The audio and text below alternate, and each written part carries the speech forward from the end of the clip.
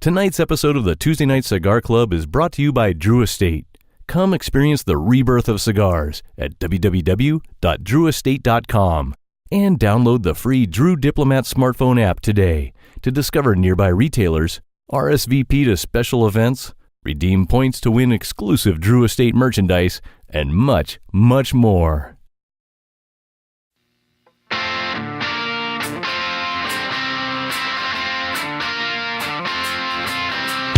This might be a big mistake, but I'm having too much fun to wait. Flag her down when she comes back by.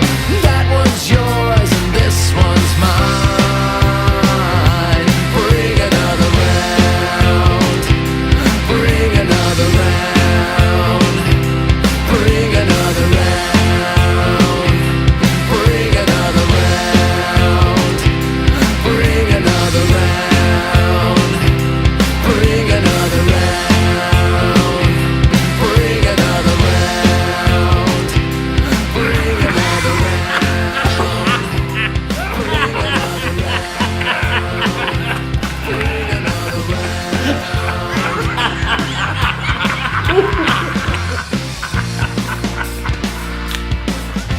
Here's the suckles. Good evening, brothers and sisters of the Leaf. Coming to you live from the Unita Medical Supply Warehouse in downtown Louisville, Kentucky. It's the Tuesday Night Cigar Club Podcast 4th of July Spectacular and Celebration of America Extravaganza. Or something to that effect. Tonight the boys lap up every drop of one of the greatest zombie movies ever made, 1985's Return of the Living Dead, while also lapping up every drop of the Undead Party Crasher American Imperial Stout from Clown Shoes Beers, paired with the explosive Mi Querida Firecracker from Dunbarton Tobacco Trust. Man, oh man, let me tell you folks, if this episode wasn't airing several weeks after Independence Day for some reason, this would be the best 4th of July spectacular ever. Oh, come on, I'm just giving you four knuckleheads a hard time. You know we wouldn't have you any other way. So sit back, light 'em up, and enjoy the show.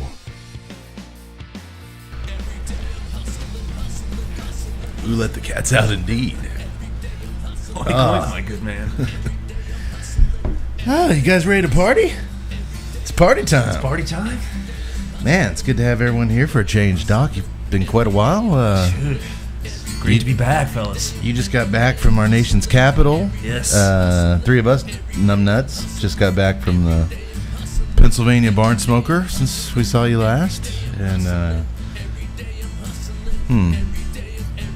Washington, D.C., Amish country. What do they have in common? Both places progress moves at a glacial pace. Well played, sir. Well done. Because the Congress can't get anything done, and the Amish do stuff so old school. Got it. But you're quite right. I was actually there to testify on a committee for how to testify on committees. How'd that go? Well, they're still in committee. Are they bringing you back to another committee? Oh, We've agreed on further talks. sounds promising. So you on the table side or in front of the table? No, that's right. All right. How can you tell if an Amish guy's an alcoholic? I don't know. He's falling off the wagon. Oh no. Oh. All right. Man. Sorry. No more.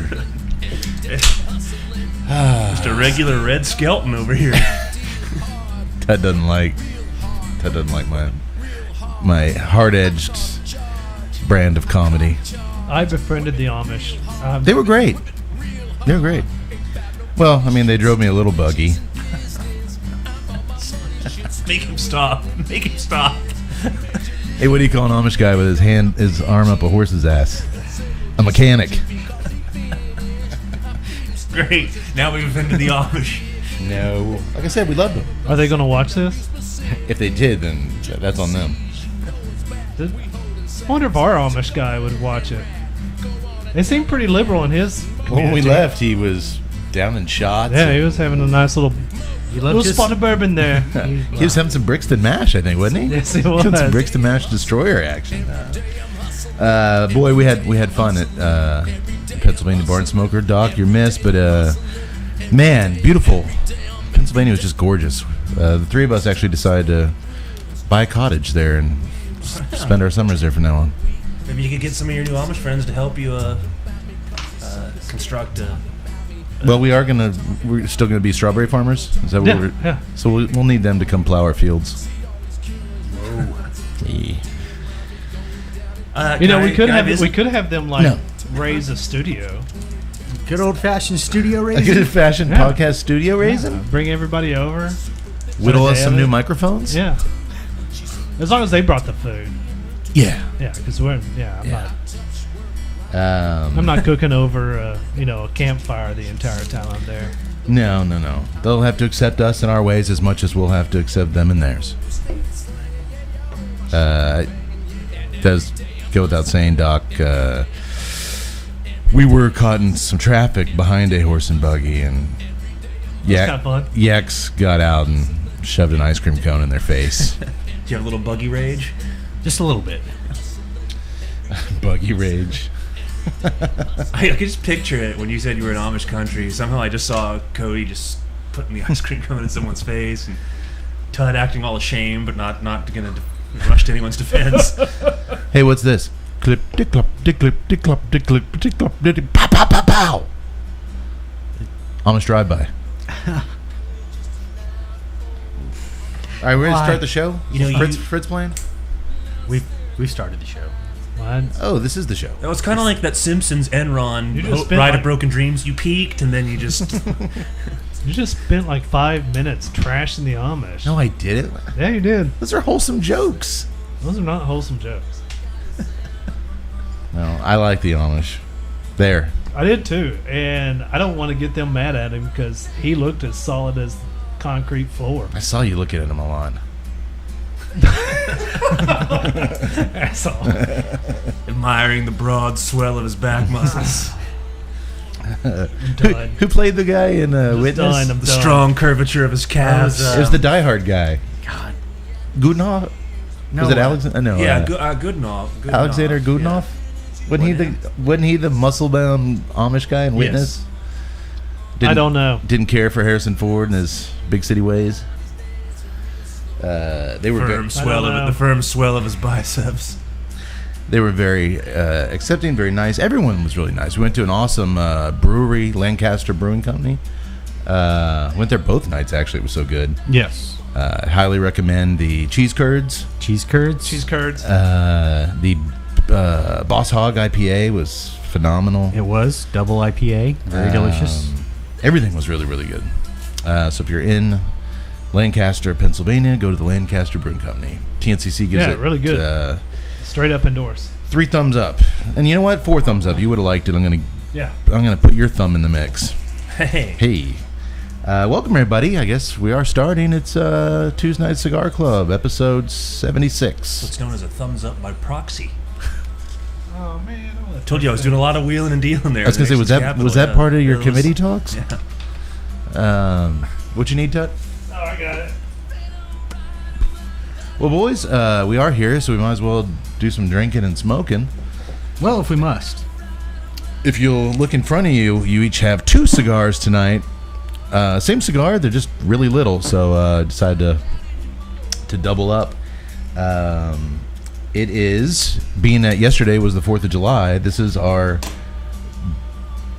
big 4th of July Independence Day Spectacular, which TNCC style, we always do them like after it, so it makes no sense.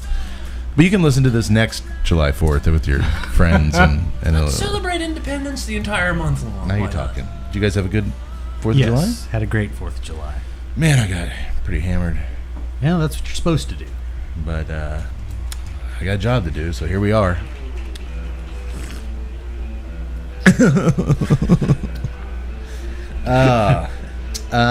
No, it was good. But in the keeping of our big 4th of July Independence Day Spectacular, this cigar you're looking at, very unique little bugger there, is called the Firecracker. The Mi Querida Firecracker. Mi Querida. from our friends over at Dunbarton Tobacco and Trust. These are a Two Guys Smoke Shop exclusive. Every year they put out a Firecracker cigar in the summertime for 4th of July-ish. And every year it's done by a new manufacturer. I think last year was Fratello. A year or two before that was Roma Craft. Roma Craft's actually doing another one for them any day now, I think. They're going to... But the first one this year they released is the Mi Querida. Mi Querida was actually our #1 cigar of 2016. Yeah, quite tasty. It was very tasty. Certainly has an intoxicating aroma. Well, just the appearance, certainly, of the cigar, with the exception of the little wick. You see like a little firecracker fuse on the side there. But it certainly looks like a Mi Querida. Oily, really thick broadleaf. I think all of us, I think the raisins on the cold draw was a big thing with the original, and then chocolate and coffee big time on the smoke. Steve Saka of Dunbarton has essentially said this is the same blend as the Mi Querida that we loved back on episode 42, only this particular little Vitola has been front loaded with Ligero to give it an explosive start. Firecracker? I get it. So brace yourself for the explosive start. And the little fuse, you just smoke on through it. It should burn with the rest of the cigar. I actually have smoked this. I smoked one at a 4th of July party last weekend, and but I'm gonna reserve my thoughts till everybody's lit up and we're all kind of on the same page. So any new Steve Saka cigars, something to get excited about. We tend to really like his stuff. Our palates are kind of in sync with Steve most of the time, so I'm really curious to see how you guys feel about this little Firecracker. It is 3.5 by 50. I'm done. Connecticut. No. I told you guys you have 2. He has 3. It's a Connecticut broadleaf wrapper, Nicaraguan binder and filler. I'll tell you the price later. As I said, it is. They're probably sold out by now. They sold, I think, ridiculous over 400 boxes in the first day, and they only made 500 or something like that. Oh wow! So I was up early that morning, like concert tickets. Click. Make sure we got some. But if we're gonna smoke this powerful little cigar, we should probably sip on a powerful beer. Am I right, Mr. Leschker? Yes, you are. It is indeed powerful. What are we drinking? We are drinking the Undead Party Crasher from Clown Shoes Brewing. Never had a Clown Shoes on the show, have we? I don't think we have. I don't think we have. No. Yeah. This is an American Imperial Stout. 10.5% ABV, and I'm uncertain on the IBUs, but it doesn't seem like it's overly bitter. Being a stout, even an Imperial Stout, which basically the onus for that is that the brewers tend to use higher levels of malts and hop to basically double or imperialize the stout. The actual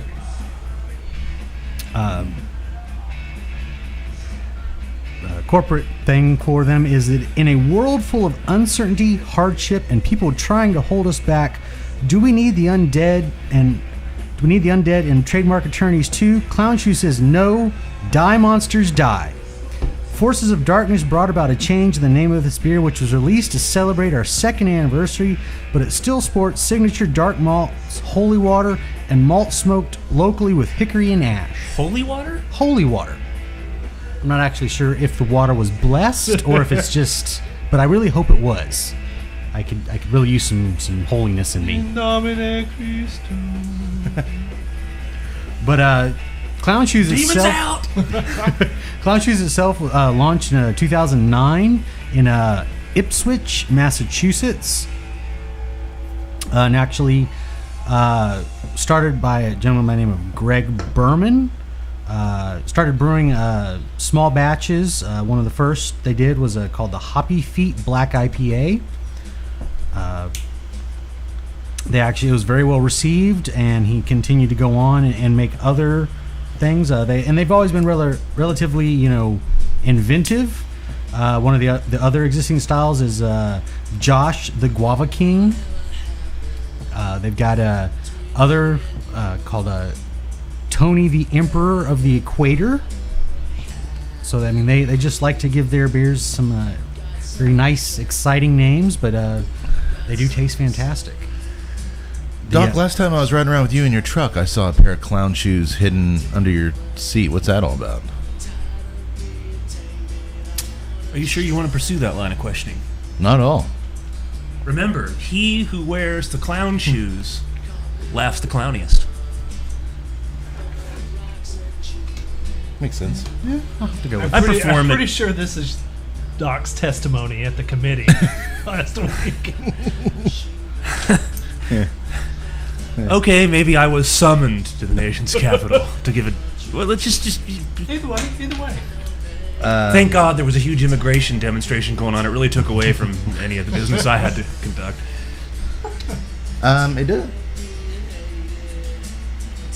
It does have a cola-like appearance in the pint glass. Okay, do you know what they say about guys with big feet? We look good in clown shoes. I got big feet. Let's get you some clown shoes. Can I borrow yours? No. Man, I'm not a big stout guy. Tell you are. Do you like it? Too You early to lift tell. weights? You're a... Well, thank you for noticing, Doc. broad swell of your Amish backside. I'm getting a woodsy, like a... You getting like a... oak, or it's got like a... Hickory. Is it hickory? Hickory and ash. Smoked locally with hickory and ash. I said that earlier. Oh. But clearly you weren't listening. Oh. Too wrapped up in other things. He tunes out. You're part of the show. Apparently so. Still Hickory. thinking about the Amish, huh? It's hickory. It's hickory. Yeah, it's too early to tell what I think of it, too. It's, all right. That's far too early to Do you tell. guys like it? I do. We'll see how the next 5 go. Indeed. What about the cigar? You guys, everybody's lit up? I'm done. They're very tiny. It's got a nice kick to it. Yeah. It does. It's got some nice strength. I do appreciate that. To be honest, the little firecracker tail is kind of throwing me off. I just want to take that off. But I can't. Get like You just a told me I little- couldn't do it. No, you can't. Like a vanilla bean, kind of. You get a little vanilla? Okay. Almost like a...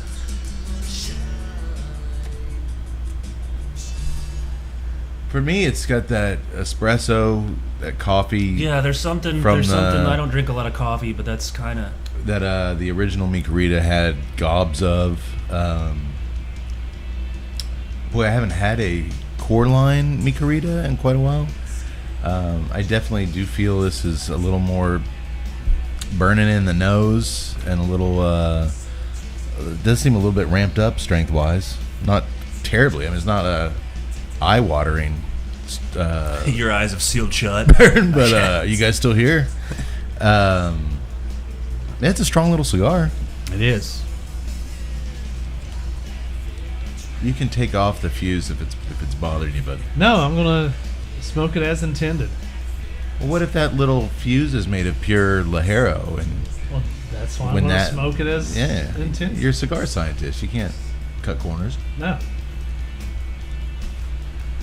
All right, so you guys don't know what you think about the cigar, and you don't know what you think about the beer. I like the cigar. So far, so good. We'll see.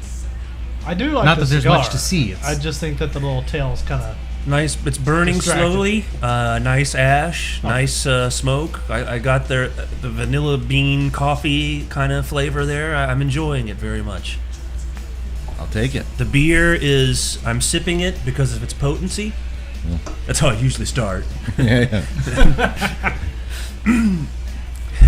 But it's really warm outside. It's That's another thing that I'm kind of. It's gonna hurt it, to be honest, because it's gonna hurt the cigar. It's gonna hurt the beer because it's just balls hot, and I'm just kind of like you want a lighter something a little bit Pilsner. crispier. Well, the idea, obviously, it's a very powerful. Yeah. Hyped is a very powerful little cigar. Milk was a poor choice. I just I wanted to go ballsy on the beer as well. Yeah, and I'm gonna try not to hold the weather against it because that's not the beer's fault. That sort of is. Well, luckily we do have another beer that we're gonna. And we do have another beer, and it is lighter because so we'll Miller Lite. because no, not that light. Because this beer was so ballsy with the ABV. We did get another beer to temper. If you pussies want to switch over at any point, just let me know. I mean, you fellas. Uh-huh. All right. Well, I'm gonna introduce tonight's movie, which, unlike cigars or beers, you can never be on the fence with this movie. You either love it or you're an idiot. Well, we've got an Undead beer, a 4th of July Firecracker cigar. So tonight we are doing my favorite 4th of July movie. Born on the 4th of July. It's a penis, Mom! It's a dead penis! Penis, penis, penis! That's my, what's his name? Kovacs? Yeah. Tom Cruise. I thought it was pretty good. You guys didn't like that? That's great. It's all right. It's a penis, Mom! That I liked. There was a little more emotion and dedication there. Yeah. Maybe after a couple of these, I'll be really passionate about it. Laurence Olivier over here. No. I took the penis in my hand. Oh, wait. What? Something you want to confess? That was something else on the 4th of July. To penis or not to penis? Wrong podcast. The Return of the Living Dead is tonight's movie. Oh, The Return of the Living Dead. Death. You didn't like this movie? No, I said death. Oh. Yes. Lots of death in tonight's movie. Fun, hilarious death. I'm with Kate. It is my favorite 4th of July movie and one of our favorites of all time, I think. And 4th of July or particular otherwise. genre. Written and directed by Dan O'Bannon, who was an interesting and accomplished character for sure. He was a USC Film School classmate of John Carpenter, my favorite filmmaker. He actually co-wrote and even co-starred in Carpenter's first film, Dark Star, that they started making while at USC. He'd then go on to write the screenplay for Ridley Scott's groundbreaking original Alien film. Oh, nice. That's kind of very nice. He created Alien. Yeah, I was gonna say, did he not? In addition to writing it, was he involved in the design too? That I don't know. Okay, I know H.R. Geiger did. Was it H.R. Geiger? Yes. Did the majority of all the. I thought he had some other kind of creative input in it, but I don't know specifically. Okay.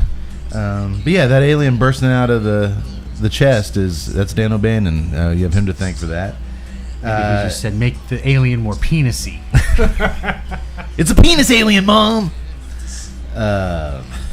He then would go on to write the script for the animated Heavy Metal in 1981. Nice. Yeah, there you go. I like that. Blue Thunder in 83. Yeah. Toby Hooper's space vampire cult classic, Life Force in 1985. Man's got a solid book of work so far. Oh, you should see it. It's just a naked space vampire going around sucking guys' life force out of them. Okay. And because of the sure this wasn't in the back room of the VA. It's a space penis, Mom. It's a space penis. I suddenly realized I have a prior engagement. Going Richard Dreyfuss there. Yeah, that was kind of Dreyfuss. It's a penis. It's a penis. Touch my penis.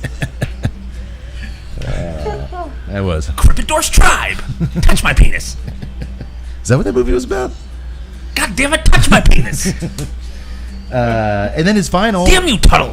His final kind of big hit. He was one of the screenwriters. There's a couple of them who adapted Philip K. Dick to massive success with Total Recall.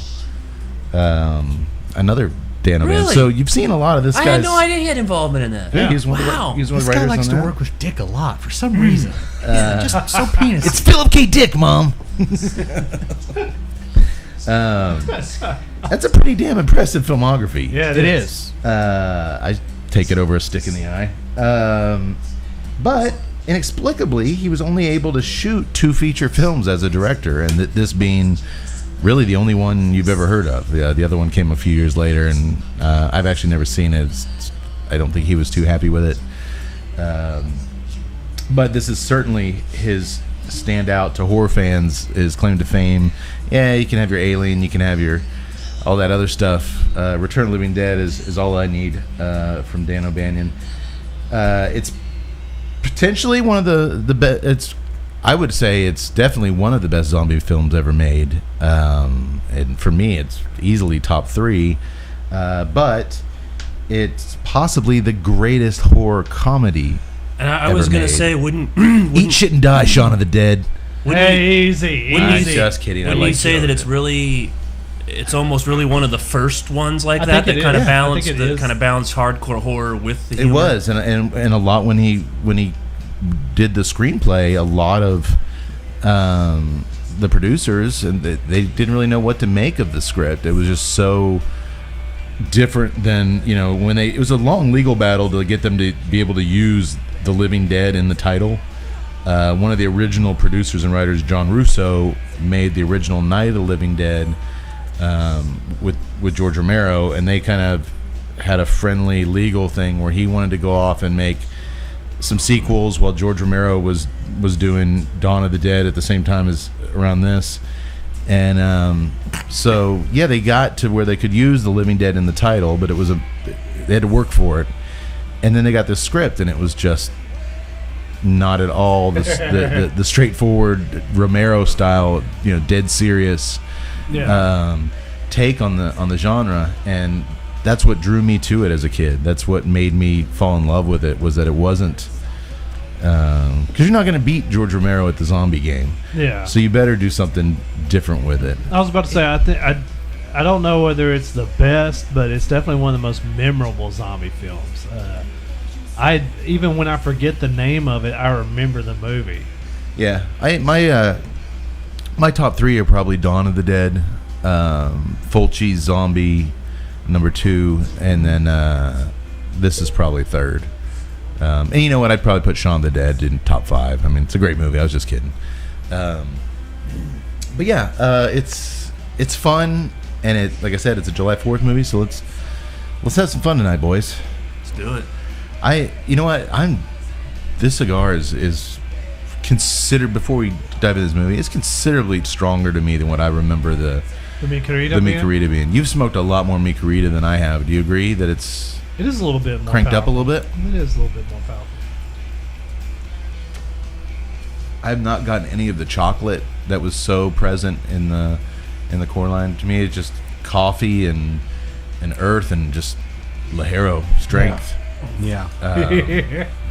And I probably did make a poor choice with the beer because it's making me want to drink, like, my throat's getting a little bit dried out, and I wish I maybe had a little something crisper and more summery. I hate to say it now, but there is a the beer that Bruce Dickinson of Iron Maiden makes, that Trooper Ale. Yeah. And I think that's only it's much lower in alcohol, but it has the, not Eddie on it, but the dead guy on it. Well, we'll save that one for another day. We did the Megadeth beer, right? Mm-hmm. Yes, we did. It was really good. Yeah. They do have that Trooper Iron Maiden beer at Total Wine. I was gonna pick up a 6er, but We'll pick one up. Let's know how it is. I'll give it a shot. All right. Well, boy, I'm just getting that hickory and not a lot else from the beer. No. I'm not getting really any flavors from it. Are you? It's like Hacksaw Duggan with that freaking 2x4 of hickory going, tough guy. I'm just lots of hickory. I'm not getting too much coffee. I get a little bit of caramel, a lot of malt. Lots of malt. A lot of malt. It's a malty penis, Mom. That's pretty much it, man. It's not presenting a lot else to it. This was no malty accident. And I don't know. Is the cigar killing the beer at all? I think the beer's just kind of overpowering a little bit of the nuance of the cigar. I know what a Mi Querida profile is, and I'm getting a lot of bitterness off of the beer to where I think it's actually I have to agree with Tut. sliding the flavor. When I take a sip of the beer, it seems to just wash the cigar flavor right out. So you guys are saying Yak's kind of dropped the ball with tonight's beer I'm pairing. not suggesting that at all, sir. I didn't pick it. You did. That was me. It was you. I'm not saying it's not working, and I always think that what the TNCC is really good at is we just, if at first it doesn't work, ingest larger quantities, and then... Oh, yeah, we'll see after 4 of these bad boys. This is the greatest pairing in the world. This is the greatest night of my life. Oh. We shall see. We shall see. All right, well, the movie... I just picture clowns' hands running all over me. Oh, wait. Damn, wrong podcast. That'll make maybe some sense later. How many podcasts are you doing? Too many. Join Tut for the Wednesday Night Pornographic Clown podcast. I bet my little Tom Cruise penis voice would go over like gangbusters on that Excuse one. me. It's Ron Honcho. I don't use my real name. Ron Honcho. Ron Honcho. Special guest tonight, Richard Dreyfuss. Thank you, Tuttle. I'm very happy to be here. Damn it, Richard. You used my full name. Again. Show me your ass. Sorry. You've been watching a lot of Jaws on AMC, haven't you? A lot of Jaws on AMC here It recently. is the 4th. Yeah. You got any better suggestions? You'd like that, wouldn't you? Get your name in Podcast Penis Magazine. By the way, look for the August issue. I've got a nice little spread in there. Spread in there. Oh, literally. Those proportions are correct. Take a look at that. Those proportions are correct. You're going to be looking at a lot of unsatisfied females. Love to prove that, wouldn't you? Get yourself testifying on a DC committee about penis size. Is that what you were doing there? The movie you were saying? We're going to get started? We start off with a disclaimer at the beginning. The events portrayed in this film are all true. The names are real names of real people and real organizations. So we kick things off at the Unida Medical Supply warehouse on July 3rd, 5:30 p.m., 1984. I like how they just reverse track 180 right from the get-go. Yep. It's all true. You need a medical supply. We're out.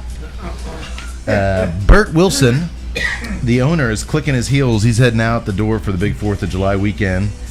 And his underling, Frank, is sticking around for a bit to teach the new hire, Freddie, a thing or two. They're filling an order for a skeleton with perfect teeth for the St. Louis Medical School. Who's ever heard of a skeleton with perfect teeth? My question is, do they get obviously orders for skeletons with unperfect teeth? Like, I think they got a skeleton farm over there in India. Obviously, this is going to be a running theme throughout tonight's show. Bert and Frank were casting home runs. Yes, there will be come up repeatedly the casting in this film. They're so good. Bert, played by Clu Galuger, actually an old Western actor, was started. He actually came on board a day before shooting. They had gone. It was going to originally went out to Robert Wagner, which that would have been interesting, and then who they really wanted was Leslie Nielsen. And, that would have been awesome too. perfect. He wanted more money. Yeah, he wanted too much money. But, I think if you put Nielsen in this, it would have been just pure comedy at that point. Clue was I'm cool with fantastic. I mean, I would love to see both versions of the movie. I'd like to have this one as it is and see a Leslie Nielsen version. Because Clue is so great in this. He's fantastic. Well, Frank is James Karen. James Karen, who's been in literally thousands of movies. A lot of people our age recognize him. He was in Poltergeist. Yeah. Well, he's seen it all over the years as he's showing Freddie around. Who's he in Poltergeist? I think he's the guy that sells. I think he's the one that sells him the house. The real Sells the estate, house? yeah. But, Yeah. But he's literally been in. Yeah. He's still around. He's Yeah. still. So the is last Clue. thing I remember So is him in Clue. was They're both the about Will Smith movie, Pursuit of Happiness. Get out. He played the big Get out of here. Wall Street guy. Get out of here. Okay. I like We that don't- movie. I'm just saying. Is that the one where they spelled happiness with a Y? Yes, yes, it is. What are you doing watching that crap? Show us your ass. Wow. But young eager Freddy, first day on the job, played by Tom Matthews.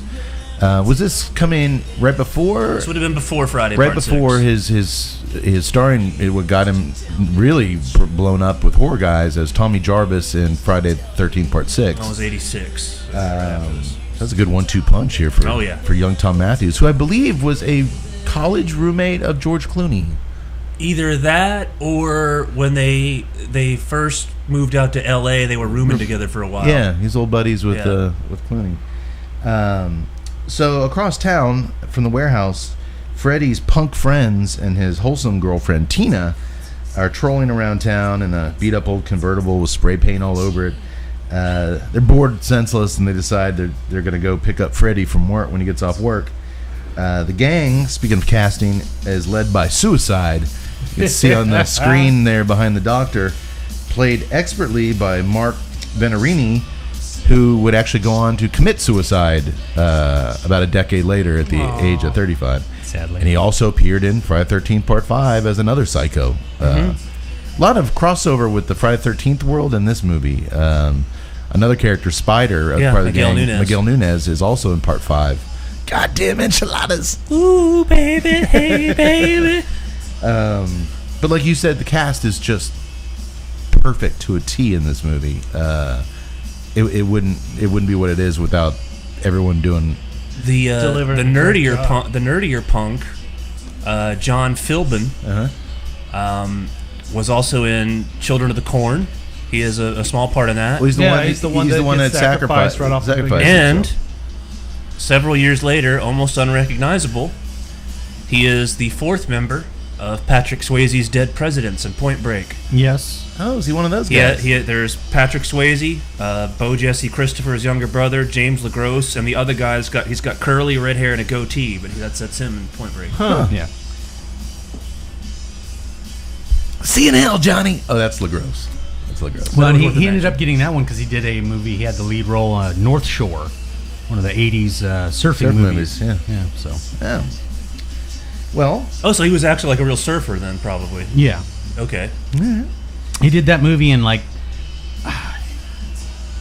one of those, literally supposed to be a surfer, but he's the proverbial fish out of water. He decides to go to Hawaii, hence North Shore, and he, I think I remember becomes the little fish in the big pond, so to speak, and he has to relearn how to surf the cool way, the Hawaii way.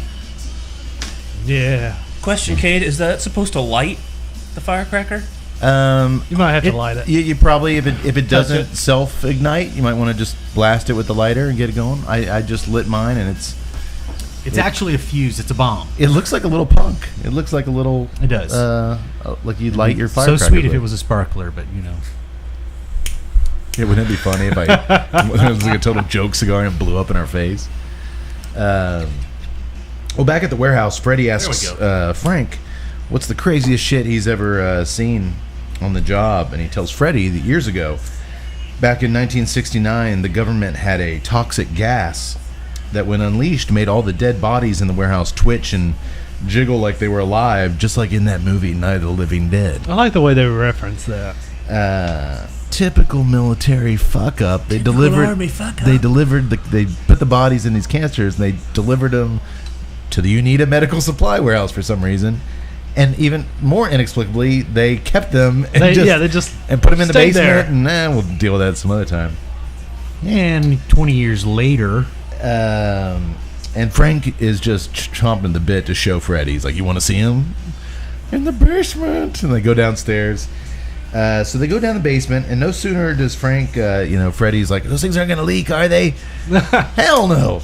These things are made by the Army Corps engineers. Smacks this thing on the side, and this gas just blasts him in the face.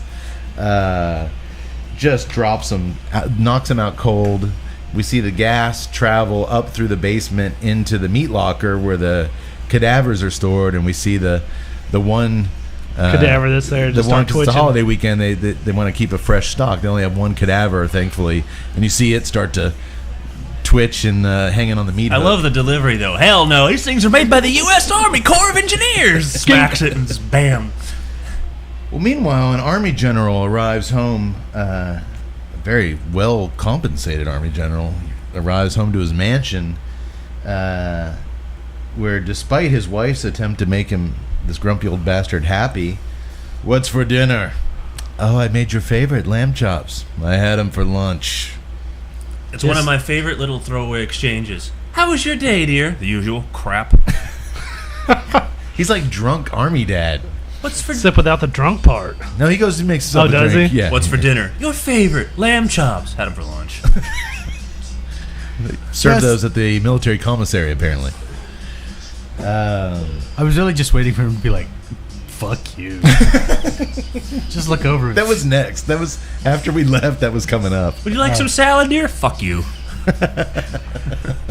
There's literally nothing that could be said that was going to make this guy happy. I was just waiting for him to just like Well, give isn't that ultimate sigh of, Just fuck you, Ethel. Well, his job, he checks in with the base. His job has been for these many years to find these canisters, and he's prepared to do certain things whenever they're found. But his life is hell, just trying to find these canisters that these numbnuts are just sitting on. Oh yeah, it looks real bad. He's got this giant seaside mansion he lives in with his own whiskey. Yeah, he he's gets off work at 4 p.m. He's eating lamb chops for lunch. and dinner. I had a bowl of Fruit Loops for lunch. How about you guys? Store brand Fruit Loops. I had lamb chops. They're called Loop Fruits. They just switch the L and the. It's a Fruit Loop penis, Mom. Loot fruits. They're just terrible. Well, he's got all this radio equipment in his house, and Ethel, she's complaining, when are you going to find these things? All this radio equipment jams with my microwave. When will you find him? Christ, Ethel, I don't know. And that's where you're right. Christ, Ethel, go fuck yourself. I don't know, I just got a real kick. I always, even as a kid, I got a kick out of that scene with that dude and his wife. That was me driving around Washington, D.C. Are we at Wisconsin Avenue yet? Christ, I don't know! I was just waiting for him, her to just come in there and just. How much longer do I have to put up with her? It's you think he wants to probably shove her in one of those canisters? I found the canisters. At the end, he gives the coordinates to his mother-in-law's house. You need to go visit your mom. Well, it's 7:30 p.m. now, and the gang of punks and sweet little Tina, which are really odd. You've got these hardcore punks with mohawks and chains and tattoos, and then you've got this little fragile little Tina hanging out with him, Freddie's girlfriend. It's an eclectic mix. It is. Well, and like here, you see them in their little banter and the clothes and everything else, and it just. And for the time of the movie, I mean, it just screams like rock and roll high school and Nukem High and things like that. It does have a very Nukem High kind of feel to it. Well, Freddie doesn't get off till 10, so the gang decides to break into the Resurrection Cemetery next door to Freddie's work and party for a while. Some of the other ones that we didn't mention, Jewel Shepard as Casey. This is one of her rare clothed performances. She was in a lot of movies naked. I believe Dan O'Bannon found her in a strip club. Yes, he did. And she originally, I think she had her in mind for the role of Trash, played by Leanna Quigley, who we've seen in.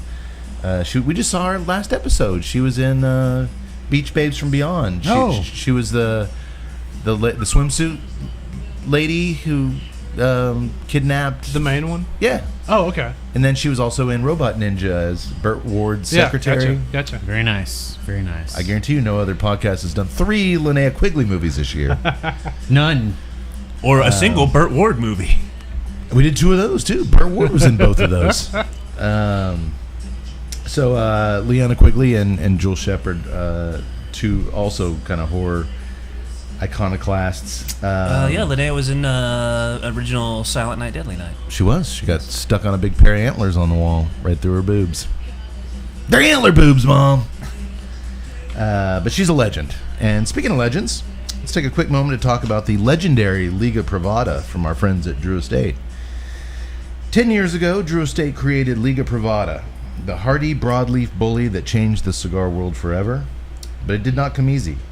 The hard work began deep in the Connecticut River Valley, where no expense was spared in their hunt for the dense, lush leaf required to make their dream cigar a reality. Highly coveted, this tobacco is historically treated as a reward for growers, by growers. I lost my firecracker. Because I lose your... Yeah, mine too. Once you take the band off, the wick kind of... Sorry, buddy. Hey, no problem. It's highly coveted and historically treated as a reward by growers because of its absolutely stunning taste, aroma, and appearance, reinforcing the bond of partnership between farmer and manufacturer, which we've come to learn a little something about. Yeah. A few barn smokers. Liga came to life at La Gran Fabrica Drew Estate, a home of Drew Estate in Esteli, Nicaragua, where the proud tobacco men and women who work wonders on the factory floor every single day crafted a cigar worthy of unmatched celebration. In 2018, on the heels of Nicaragua becoming the dominant country of origin for premium handmade cigars in the United States, Drew Estate proudly celebrates the 10-year anniversary of Liga Privada and the 50th anniversary of Joya de Nicaragua at this upcoming 2018 IPCPR convention, which we will be there, and maybe we'll get to smoke some Liga Privadas. That'd be nice. I hope so. I'm a big fan of Liga Privada. It was one of my first cigars I've ever fell in love with. Gave it out at my wedding. And a certain person who had a big hand in that, Mr. Steve Saka, who's no longer with Drew Estate, but we're smoking his cigar tonight. That is correct. Funny how that comes about. Little side note, you mentioned the relationship between farmers and the producers. I thought that was a really good point that you made, is that, you know, by going to these barn smokers, you get to actually see that relationship of manufacturer mingling with farmer, and it was kind of neat to see them interact together. We actually got to spend some time with the farmers who own the Welks. The Welk family, who own the Welk tobacco fields where we did the Pennsylvania Barn Smoker. Really good father-son, I think fourth generation. Fifth. Was it fourth or fifth? Fifth. The current, he was the fourth, and his son will be the fifth generation. That's crazy, Yeah. man. How did that 1919. How did that farm compare, like in terms of overall size, to the Florida Sun-Grown one? It's actually larger. Okay. Really larger, but not all the of it is. FSG was only doing about 3 acres of tobacco, and they're doing there at the Welk farm about 18. Oh, wow. Okay. But they also have, that's just one thing they're growing Right. there. They had They do fields of corn, wheat. and- I mean, it's probably, at least 50 to 100 acres there. Yeah, Okay, but wow. it's absolutely Beautiful. gorgeous. It was gorgeous. I wanted to move to Pennsylvania. I God's still- that country. beautiful. I still talk about it a lot. Yeah. So come on out to Drew Estate booth. I say booth. Drew Estate Megasphere. extravaganza at IPCPR in Vegas, and say hello to the Tuesday Night Cigar Club while you're there. Yay. We'll say hi back. We're not dickheads. No. Well, it depends on if we're drinking. these Go bad fuck boys. yourself. Oh, Christ, Ethel. So what is the Tuesday Night Cigar Club? Oh, Christ, I don't know. You're wearing a T-shirt. There's your picture on it. We may never find him. I had him for lunch. That doesn't make any sense. Well, finally, Frank and Freddie wake up on the basement floor from the blast of toxic gas that got in the face. Kind of reminds me of Yak Boy after those cheese curds we had in Pennsylvania, am I right? I think that we don't need to talk about that. So sorry. And they stumbled their way upstairs into the warehouse. Just can't do anything with him. Christ. Sorry. There's all the laundry. They hear a dog panting upstairs, and they go up there and they discover a split dog, which are these dogs cut in half for Anatomy classes. and it's laying on the ground.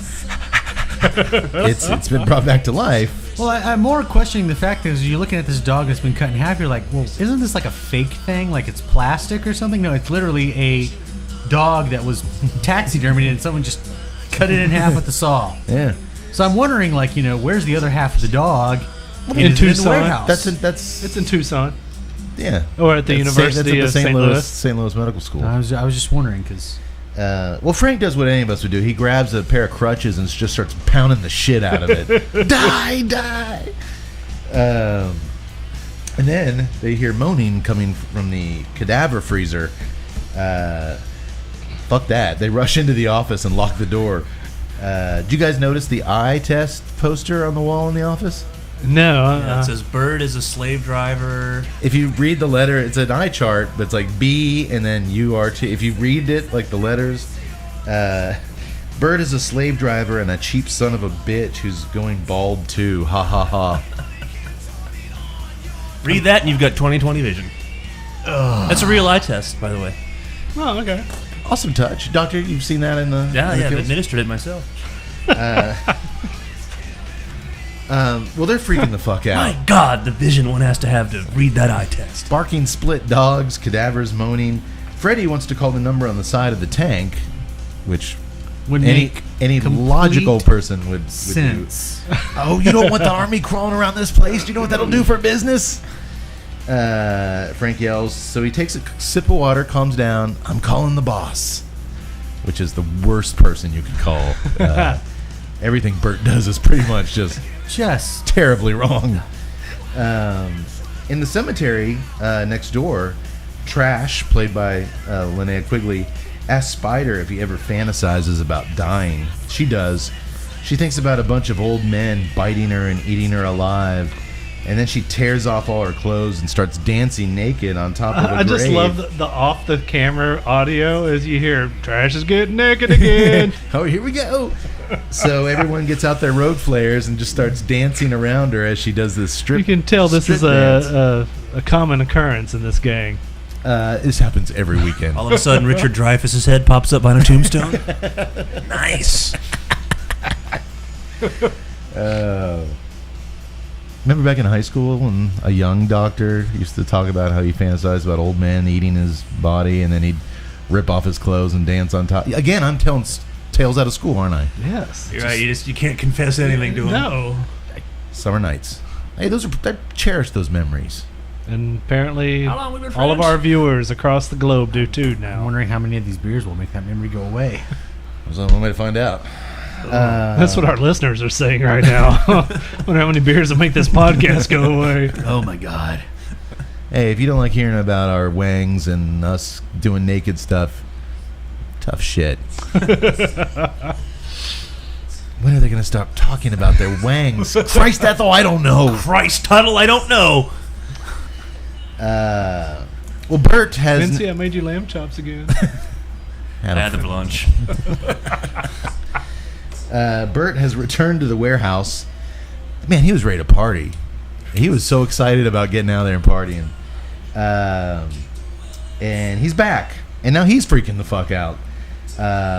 When he finds out that Frank and Freddy screwed around with those damn canisters, he's worried about being sued by the government. Because he only's had 20 years to return them.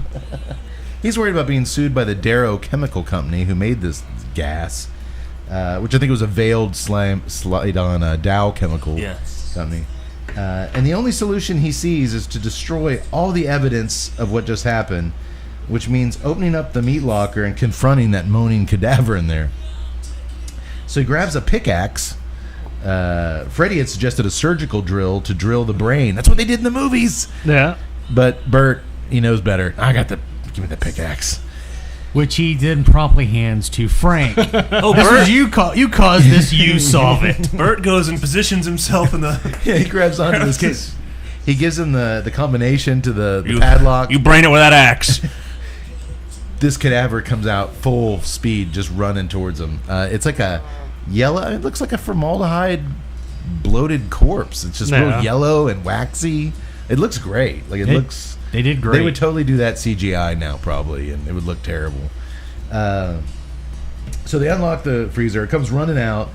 Eventually, Frank and Freddy tackle it to the ground like football style, and they get it down on the ground.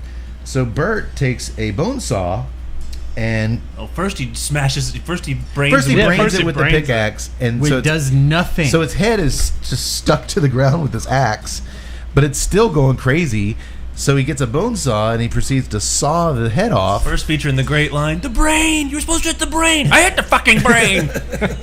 I mean, he literally did. He just stuck a pickaxe through the head, and you're thinking, well, that's it. That's it. Zombie dead.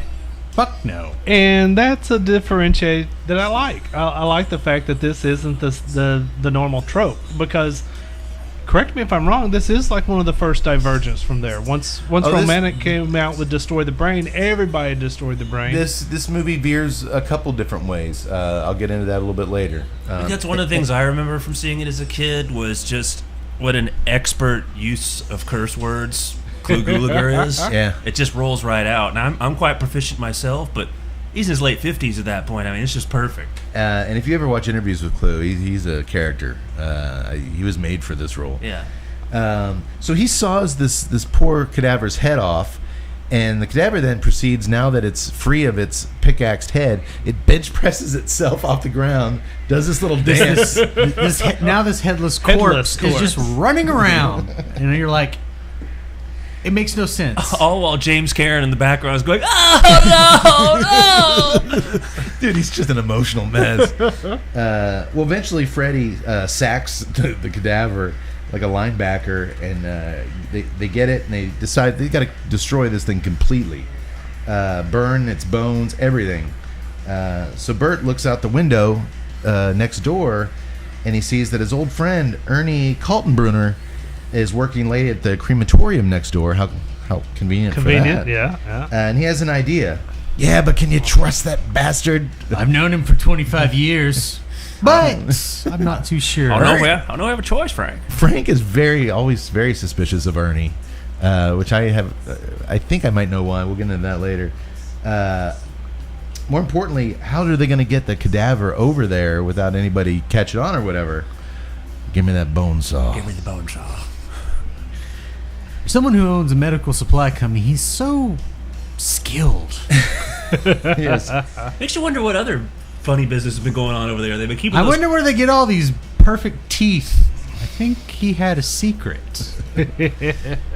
Well, it's Bert's now, a homicidal serial killer. That's how they get their skeletons.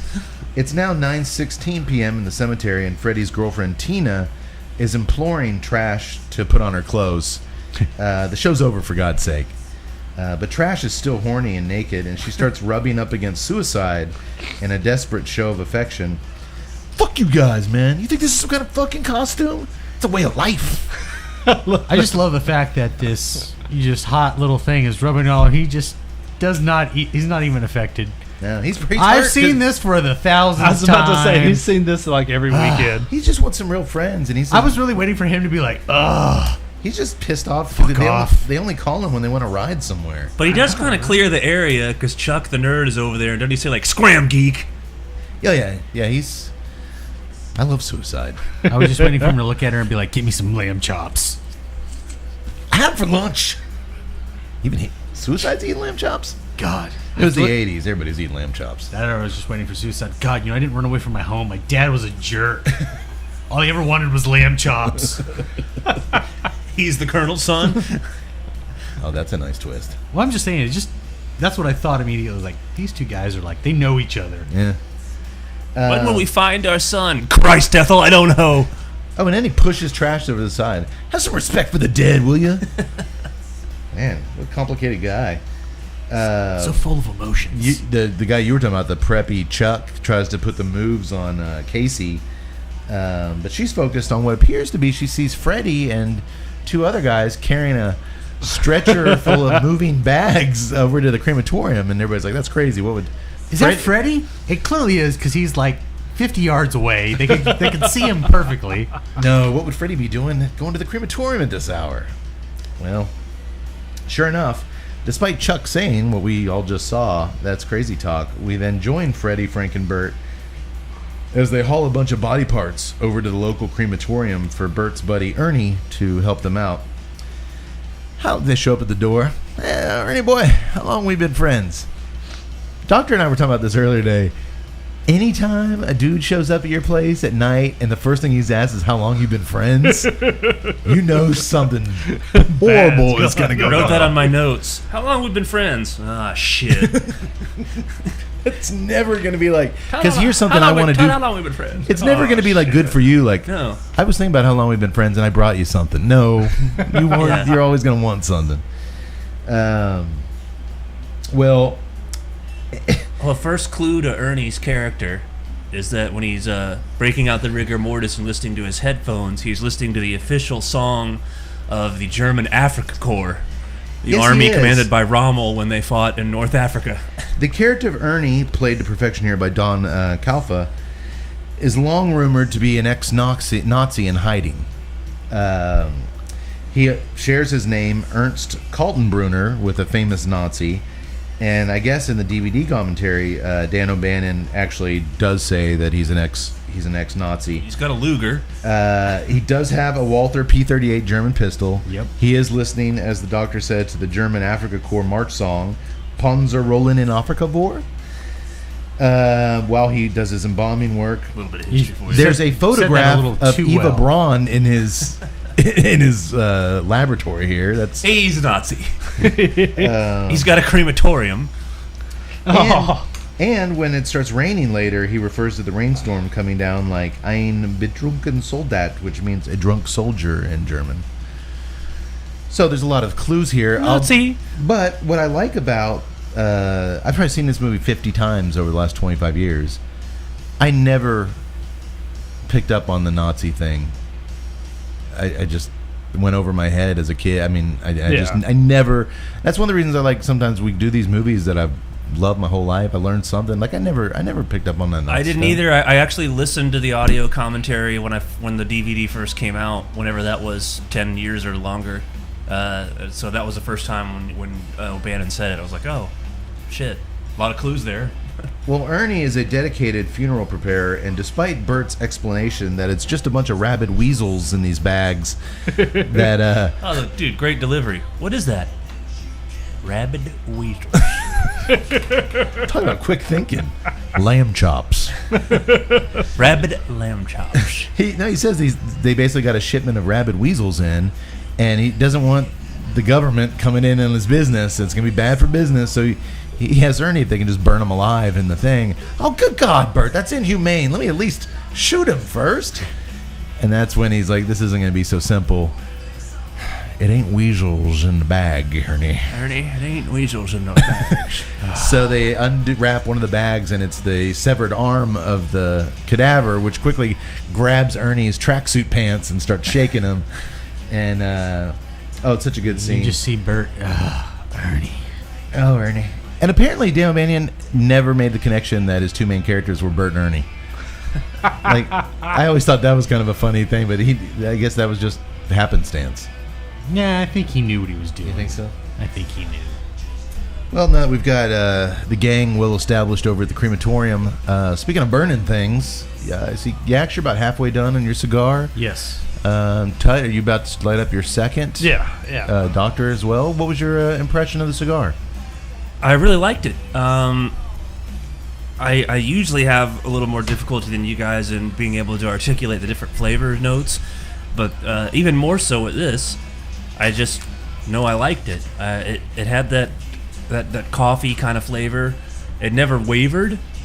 Yeah, it was pretty consistent. There was never like a real. Which I guess with 3.5 inches, you don't have a lot of wiggle room. Yeah, for, there's not a lot of transition. That's what I tell all my dates. Just You're not going to get a lot of transitions tonight, baby. the cigar is so penisy. But you are going to get a lot of power. 3.5 inches. It's strong, but there's not a lot of consistency. Yeah, it definitely lacked some of the I think just the size of it. It lacked some of the The innuendos abound. so many innuendos. There's just not. I mean, it didn't have a lot of the what I remember the Mi Querida profile.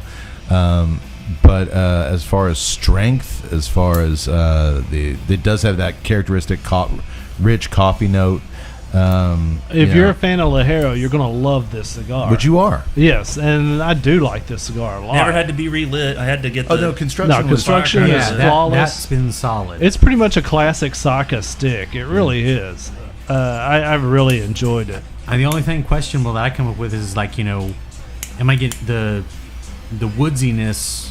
Am I getting that from the beer, or am I getting that from the cigar? I think it's all the beer. So Yeah. that's where I'm headed. But I am like, getting some of that Nicaraguan Yeah. earthiness Yeah. in the cigar, which Right. goes so good with the coffee. And you're right, that's typical Saka. sub, and it's really, really good. It's a really good, quick smoke. I was about to say, as much as I hate to admit it, I like the size on that thing because it doesn't take that long to smoke. I mean, you're not into it for 2 hours. So if you know that you want a real good, powerful, flavorful cigar, but you don't have 2 hours to commit to it in the Churchill size or the 6-inch size, this is a great go-to cigar for that. Well, on that note, you want to talk price point? $17.85. Good God. How'd you know that? No, it's not. No. I'm going to start with the doctor. Well, this is limited to one retailer, Two Guys Smoke Shop. Trying to factor that into it. It is a little bit trickier to make with that little crack thingy. The Firecracker fuse on there.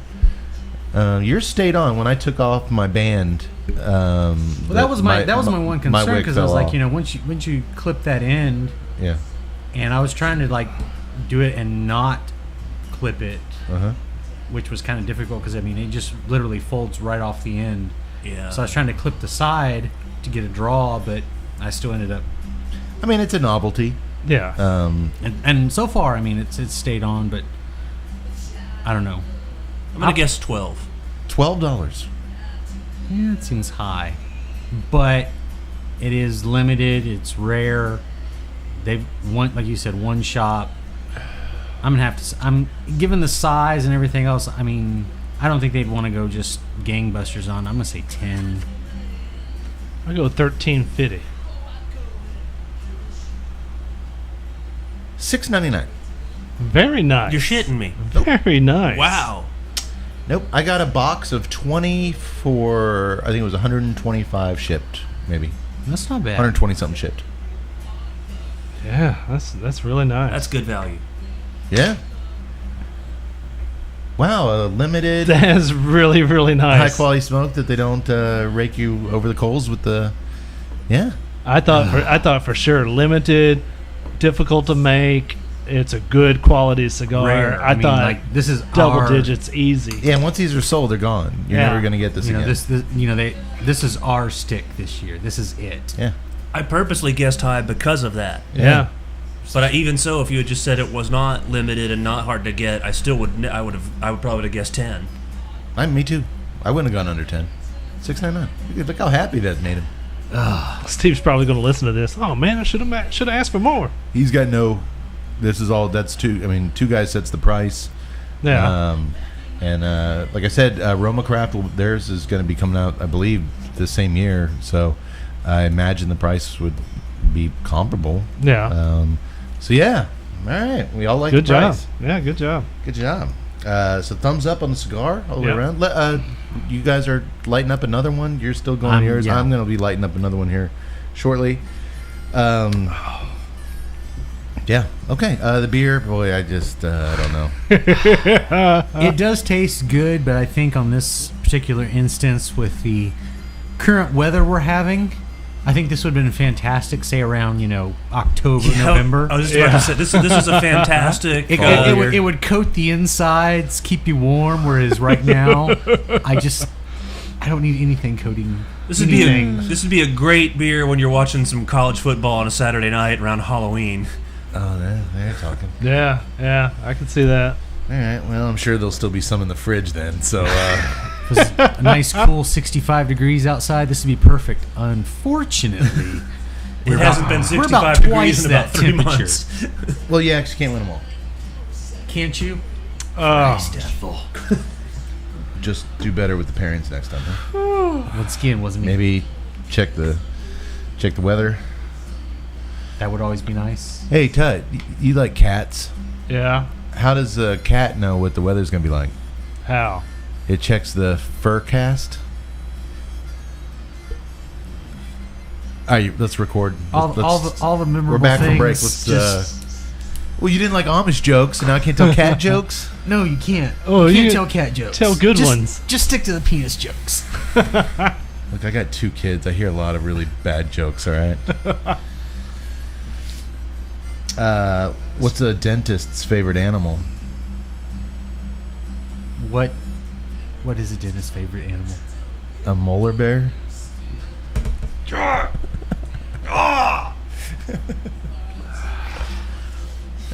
feel like. I feel like. Why did the Amish woman ask for a divorce? Easy. I'm just gonna try to bring it around. Her husband was driving her buggy.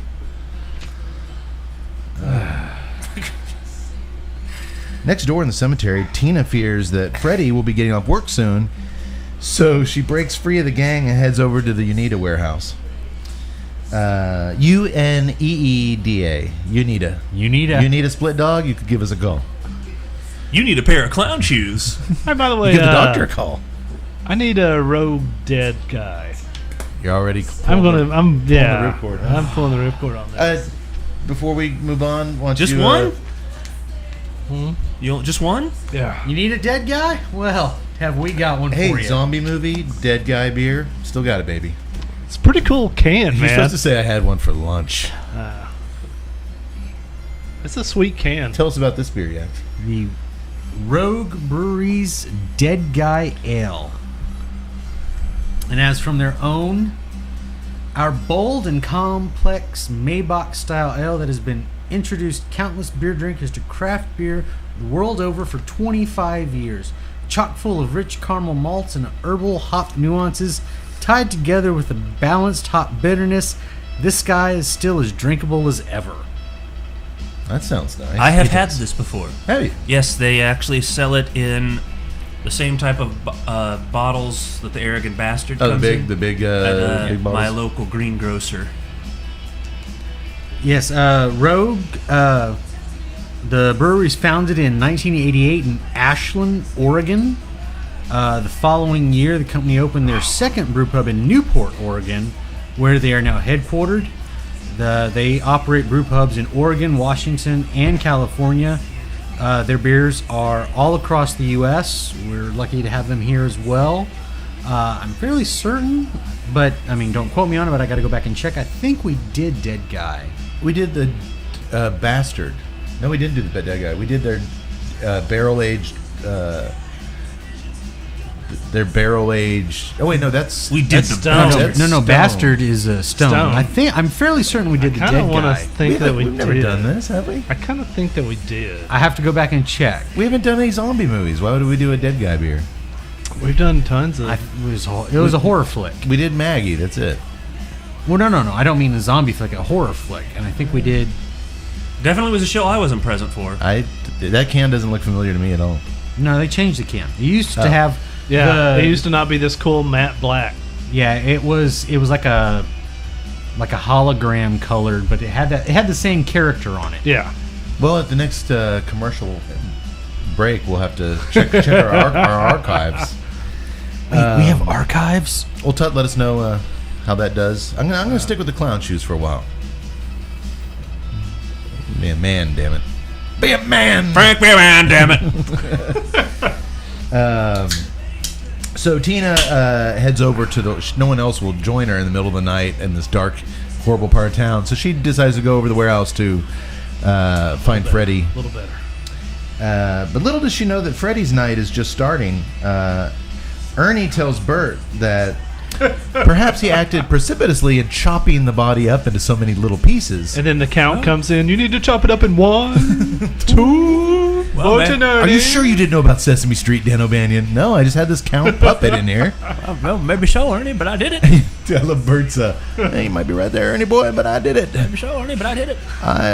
If there's a wrong move to make, I make it, buddy.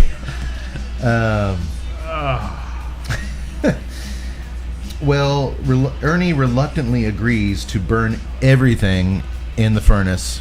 What about the teeth and the bones? We don't even want those. Well, I'll turn it up a little bit more. We don't even want the ashes. Well, then I'll turn it up a little bit more. But you're going to owe me big time, pal. Hardest thing to burn is the heart. Well, why? It's just one big old tough muscle. We don't even want the heart, Ernie. We want the... Then I'll turn it up even higher. Look, I'll just turn it up the highest it goes, Bert, all right? Is that good enough for you? Well, you want it higher than that, Ernie? Well, starting with a new tracksuit, I think is going to be Ernie's first. You owe me big time. I'm going to need another wine-colored Puma tracksuit. because he had to cut off the pant leg. Where These things don't grow on trees. Where the hand, the cadaver hand had grabbed him. This cost me $19.99 at Oshman's. Oshman's. As Ernie loads all the stuff into the furnace. Before we go on, Yeah. the Scout's Guide to the Zombie Apocalypse. You were here for that. And we did do another zombie movie. I forgot about that movie. I wonder why our memories aren't so pristine. Oh, hey, at least it's our second beer. We did that Shiner Oktoberfest twice, and we didn't even know we'd had it before. Till like the show was almost over. We're like, oh, wait a minute. Great, now I gotta testify on another committee. This beer tastes like it's familiar, as if we've had it before Wait a many minute. times. This shame I'm feeling. I have felt this shame before. You know, Cade, perhaps you acted precipitously in having Tuttle grab the dead. Well, I know, but I did it. Well, maybe so, Doc, but I did. I've got you, rogue dead guy up. Well- I had it 30 episodes ago. Did you like it? Christ, Ethel, I don't know. How were the clown shoes? The usual crap. As Ernie is loading all these body parts into the furnace, Frank, a very sweaty Frank and Freddy look like shit. He looks over at Freddy. I could run that goddamn machine by myself. He's got a lot of disdain for Ernie, and I think it's because he knows the Nazi stuff. You disgust me after 25 years of friendship. Well, he's not friends with Frank. Yeah, Frank's old enough. He could have been a WW2 soldier. Yeah. He could be Jewish. Yeah. We don't know. He knows a Gestapo swine when he sees one. But the key here is just Frank and Freddy are just looking terrible. They're just going downhill. Once really again, fast. Bert has decided to cover his own ass before taking his employees to seek medical attention. Because they clearly need it. They're translucent at this point. They're bleeding blood out of their eyeballs. I don't feel good. Hey, Frankie boy, what's going on here? He's clicking his heels again once the stuff's burning. Like he's ready to get back to the fireworks. What an asshole. As Ernie burns the cadaver and split dogs in the furnace, we see the chimney of the crematorium spew out thick gray smoke, which quickly enters the atmosphere and resulting in a giant rainstorm of acid rain coming down hard. It's not good, is it, Tut? The gang hanging out in the cemetery starts getting burned by the acid rain, and they run for cover. Poor trash. Well, she's still naked. She's still naked. She's getting burned by the acid rain. They cram back into Suicide's car, which is a convertible, so that's not much help. But he can't get it to start, and the rain's pouring down on everybody. Things are about to get bad, aren't they, guys? Is it? I think so. I'm not sure. I think it's far too early to tell. The way the music kicks in, you know something's happening. Well, Party! back in the crematorium, as the stuff still burns, sending even more of the smoke out, Bert finally considers taking the boys to the ER. You know what? You look like shit. But Excuse me. You know what? You look like shit. it's too late. Frank runs off, projectile vomiting all over the place. And Freddy, he's not looking much better. So Ernie steps up, because Bert still isn't going for the phone. Ernie steps up and calls some paramedics to come help out. The contaminated acid rain is bringing zombies to life from the cemetery. We see corpses crawling out of the grave, both like fresh corpses, skeletons, old war, guys in their old like Was it Civil supposed to War be a clothes. military cemetery? Because when Tina, a few scenes earlier, decides to leave by herself and go look for Freddy, I noticed that randomly there in the graveyard there was a Civil War field piece. There was like an old 6-pounder cannon sitting there. Well, there is some old soldiers that crawl out of the ground, which ironically they're not skeletons. But they're very much in the vein of like Thriller. They look great. Yeah. But they really. It is later established. It's supposed to be in Kentucky. Yeah. So that's would a be- Civil War era state. That was some history right there. Maybe when we go to the Kentucky Barn Smoker, we can find the Resurrection Cemetery. I don't know if we All we find it. gotta You do need a is- medical supply. I'm out of there. I was gonna dance for you on a tombstone, but If we go to Unita, I'm finding that dog. the other half. Do you have any split dogs? Do we? What's the craziest thing you've ever seen in here? I always told the doctor, I always thought Rabid Weasels would be a great punk rock band. And then you get the Split Dogs to open up for you. Oh, sweet. Sweet. The zombies look everything from skeletons to just, but they're not like the Romero blue tinted. These things are gross for the most part. Just really, they got creative with the look of the zombies. All prosthetics and heavy makeup. They're all slimy and wet, and they just look good. They look really good. Well, the gang of goofballs in Suicide's car are freaking out like crazy, so they decide to get out of the rain. They run over to the Unita warehouse for shelter, where Tina is way ahead of them. As a matter of fact, they hear her down in the basement of the warehouse looking for Freddy, but she doesn't find Freddy down there. No. Remember the body in the canister that they tapped and unleashed? He's loose. And he's been in that canister for 20-something years, and he is one of the most iconic zombies in film history. He is known as the Tar Man, and he is just amazing. Beautiful. From choreography, the way that the actor moves, to the look. I mean, it really looks like a walking skeleton with just covered in tar. It's good. It's really good. He's amazing. So he's emerged from the trioxin barrel and is stumbling after her, hungry for her brains. Brains. I want your brains. Why is that important? Why is that important? This is the first zombie movie to specify that the zombies want to eat brains. Yeah. No one went there before. The four of us are saying. Where was I? What were we talking about? Exactly. Wasn't there a Simpsons where the zombies like brains and they come up to Homer and feel his head and they're like, I think it's so. Well, also, this is, I believe, one of the first zombie movies that features fast zombies that'll run after you and chase you. George was still doing the, which I prefer the slow. Yeah, I like my zombie. I like my zombie slow. But in this case, it worked. It was worse in 28 Days Later when they're sprinting. Yes, which was a choice. And the Dawn of the Dead remake, they were really fast.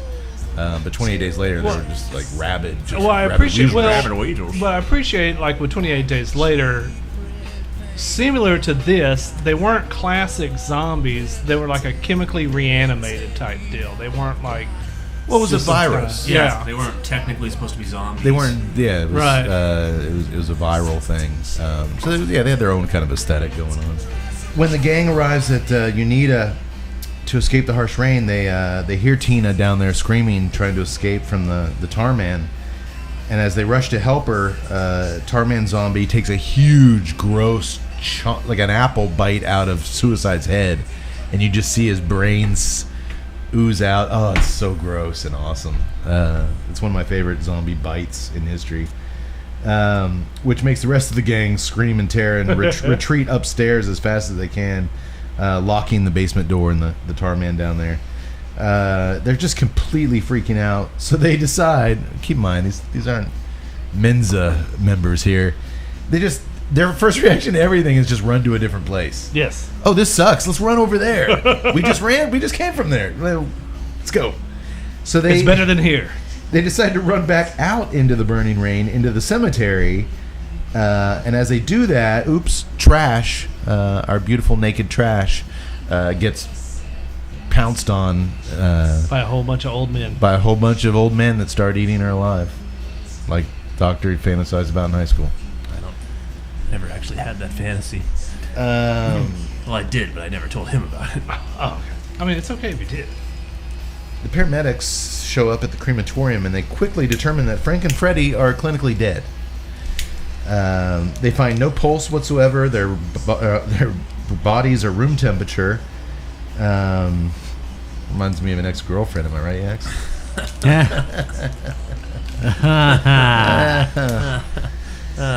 Well, they're clinically dead, but that can't be right, obviously, because Frank and Freddy are still talking and going on and on about it.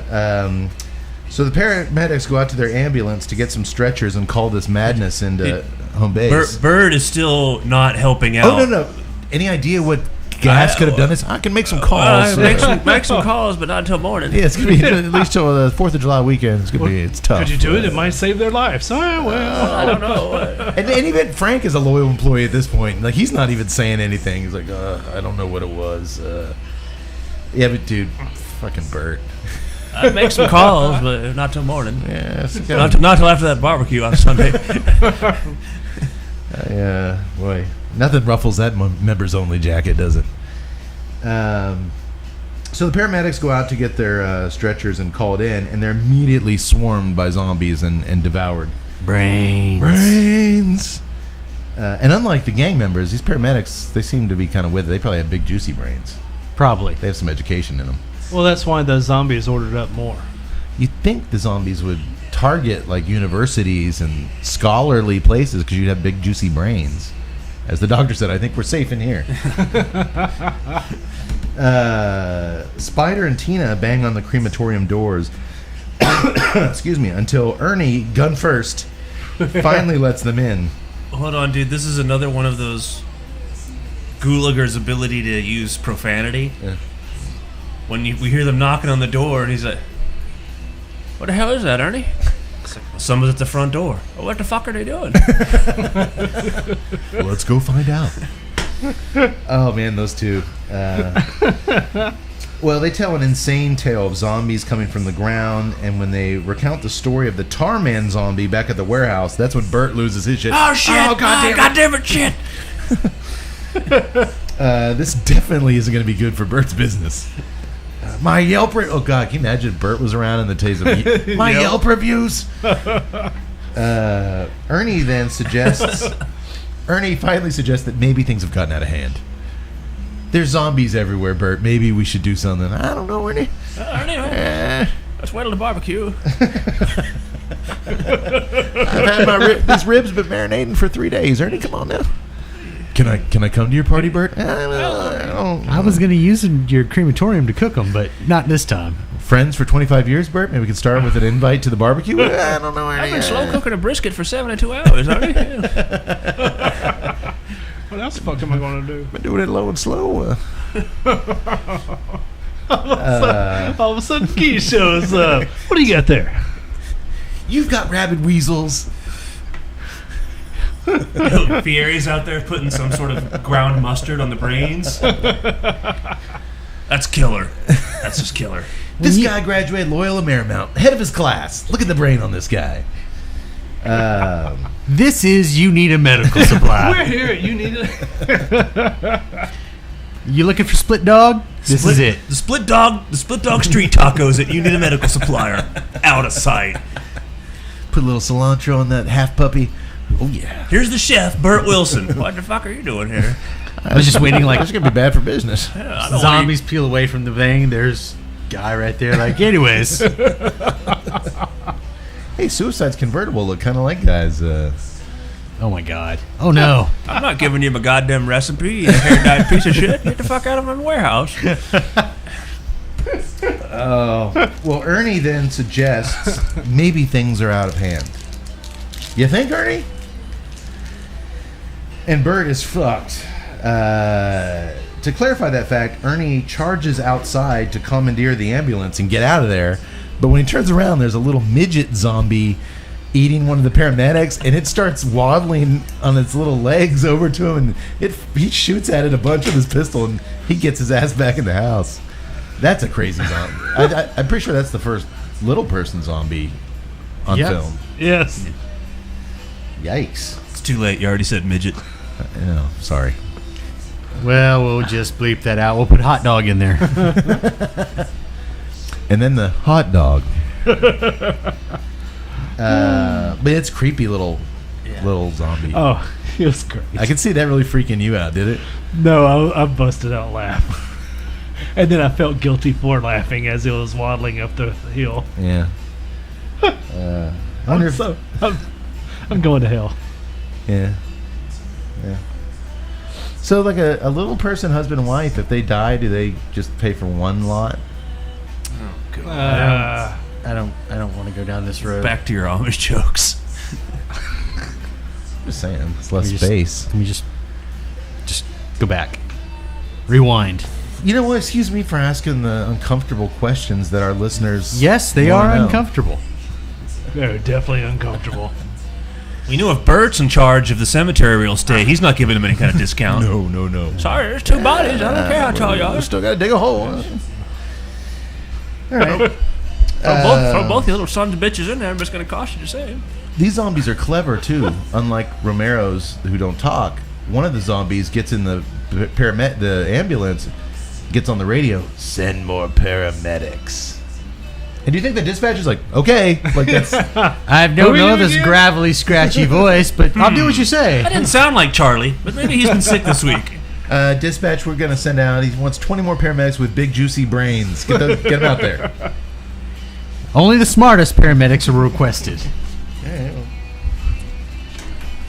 But I'm the asshole. Let's just go back to nice, clean jokes. Just nice, clean jokes. No, I'm not telling any more jokes tonight. You guys have ruined it. Oh, thank goodness. Well, maybe so, but I did it. You know what, Cade? Perhaps you acted precipitously in asking about the funeral arrangements of little people. Well, you might be right there, buddy boy, but I did it. Maybe so, buddy boy, but I did it. Well, Thank God I didn't wear my members only jacket. Think how hot I would be with that on. At this point, we get our classic siege moment, where Ernie and Spider and the others start to nail boards covering all the windows and doors, and it's really trying to seal the crematorium shut from all the zombies. All hell's breaking loose, and the soundtrack plays along with the action beautifully. It's a punk rock, rockabilly soundtrack. This is why I said it just leads right into that rock and roll high school feel. It does. This. The music really keeps the fun aspect of this. Yeah. It's got a really. It reminds me a lot. A lot of the music reminds me a lot of the band that used to play up at the O'Brien's Irish Pub in downtown historic Temple, Texas. The girl drummer and the Flame Trick Subs. Flame Trick Subs Flame at Trick Austin. Subs, They yeah. did a bunch of horror kind of themed Yeah. rockabilly music. It kind of reminded me of this a little bit. By the way, I always wondered when I saw Gulager swinging that plumber's pipe. According to IMDb, he had a real pipe, but then they snuck in At a the rubber last- one because O'Bannon was worried about, and this is on IMDb, his frequent, aggressive, and sometimes violent, angry outbursts. Yeah, they didn't want him swinging around a real pipe and clocking these dudes with it. You've broken the forearms of 17 extras. Well, maybe so, Danny boy, but I did it. Gulager is an interesting character. HBO used to have that show Project Greenlight, Yeah. where people would submit scripts and they Right. would pick a director and a script, and they'd take you through the filming process. I want to say the second or third season of that, the first 2 films didn't do anything, and by all accounts weren't very good. So horror was kind of having a moment, and they decided they were going to do a horror film for the Project Greenlight film. And the director who won the gig of directing it was John Gulager, Clue's son. And he cast his dad. It was called Feast, was the name of the movie. And it was about a bar that was sieged upon by monsters. And Clue, I think, played the old bartender in the thing. But watching that, Clue was still, he's up there in years, but he was still kind of a firecracker on set. You know, he's got opinions, and yeah, he's a cantankerous, very smart, but very Cantankerous, eh? You like that word? I do. Curmudgeonly. I'm gonna stick with. I remember in one of the interviews he said something like, well, it's enjoyable acting, you gotta have something enjoyable in this goddamn miserable shit-ass life, or something like fucking miserable existence. I can't believe I made it to 90 years old. There's Kill me. one where Clue, he we brought you some lamb chops. there's one where he started yelling at somebody, like they showed it behind the scenes, like, never, I'm talking to another actor or something, don't do it. And Jeremy Lawson told me he was present for that. Oh yeah, we had a friend who actually, I think, he was a PA on Feast, and yeah, I forgot he was on that. But yeah, he's an interesting character. He might have been the one Clue was yelling at. He could have been the. Goddamn Jeremy, get the fuck out of my way. I think Jeremy brought him his lamb chops for lunch, and he had them for breakfast. What was that? We were talking about the music. Once the crematorium is secure as you can get it with some... I love how these places always have just an inordinate amount of lumber and hammer and nails. Well, I'm also wondering why the crematorium itself had like metal sliding doors, so like nothing could. That's not really something to keep things out, but more to keep things in. If you were a Nazi, he's a Nazi. He's high. If the shit goes down, he's got a contingency plan. I'm just saying. That's why he had the bars installed. Yeah, he had, bars on. Honestly, we've got to block off these windows. No, you don't. Nobody's getting in. And nobody's getting out. No. no. It is cool though. You see some like hands come through the stained glass, and it's a cool little siege moment. But there's a much bigger problem than the zombies outside. Bert is the larger problem. Freddy and Frank are now stiffing up. Hey, no. As rigor mortis is settling in. Rigor mortis? What do you mean, rigor mortis? Their bodies are getting all... I think that actually takes a lot longer. They're dead. To happen, but they're officially dead now. Despite but alive. Still talking. Another round of paramedics show up, and they're quickly swarmed by zombies. Cops show up, and they're toast as well. Everybody comes near this place. I think Bert is the one that says it. Anybody who comes around here is dead meat. Let's keep calling in for help. Selfish bastard. I gotta get to that barbecue. Calling the army. Bring in thousands more. During the siege, they managed to capture a female zombie. They pull her through a window, and she rips in half, just her torso, and they tie her to an examination table where she tells them that she needs to eat brains to make the pain of being dead go away. She can feel herself rotting. I always thought that was a great. I thought that was a great scene. A great scene. Not only that, but she looks really, really good. Well, I guess if you're into that. No, I mean the prosthetic. It's a creature effect. Yeah, it's a creature effect. Okay. Yeah. I mean the effects. I mean just what they did with the practical stuff. I mean it's good. No, it's a believable character, even though it's a bottom puppet. Of her spinal thing wiggling around like as she talks. She looks great. And it's a great juxtaposition because I guess 7 years now when Walking Dead premiered. Their first zombie was a crawler zombie that was chopped in half. And I think this was probably where the person took it from, because in the comic book itself, that was the way they did it within the TV show versus the way the guy drew it within the comic book. The comic book, if you go back and looks exactly like this. Yeah. I thought it was very impactful. I liked it. Hey, Cade. Juxtaposition sounds like we've got our brain to throw out in front of us.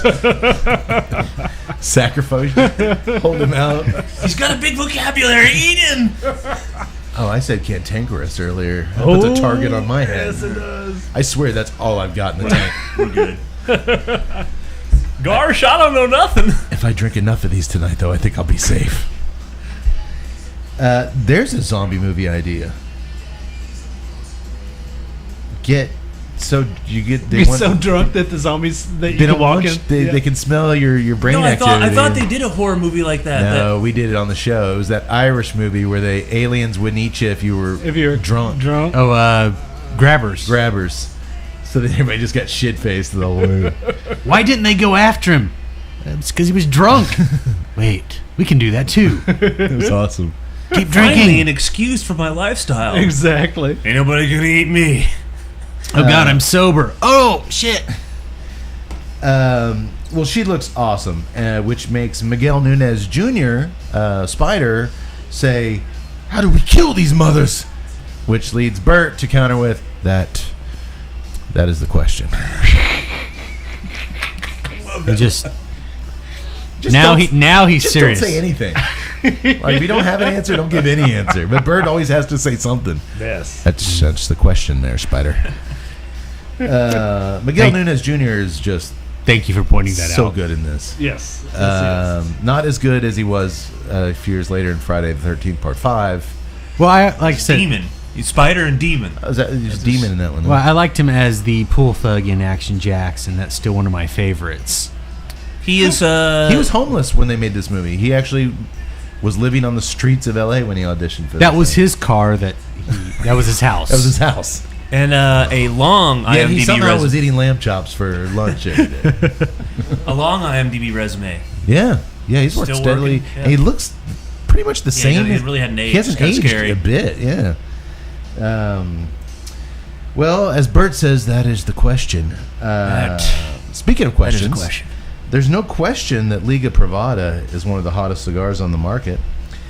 10 years ago, Drew Estate created Liga Privada, the hardy broadleaf bully of the cigar world that changed that cigar world forever.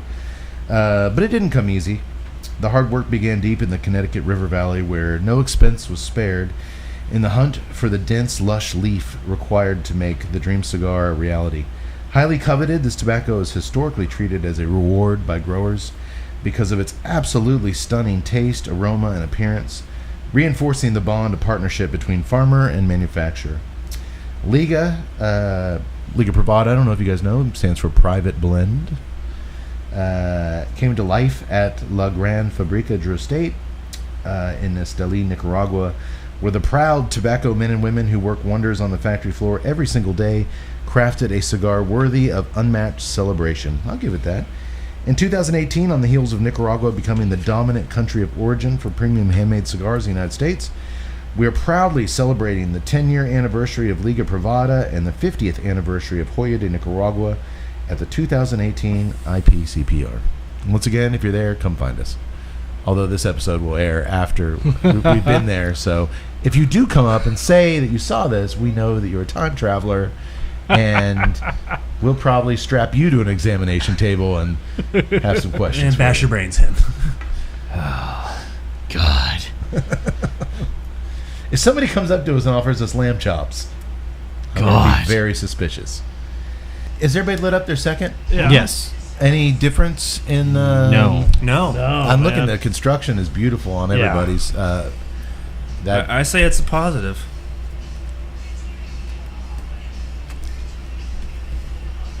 Yeah, I mean, to me, it's just a strong little sucker full of coffee and earthiness, and that's okay, Yeah. especially for $6.99. Yeah, it is.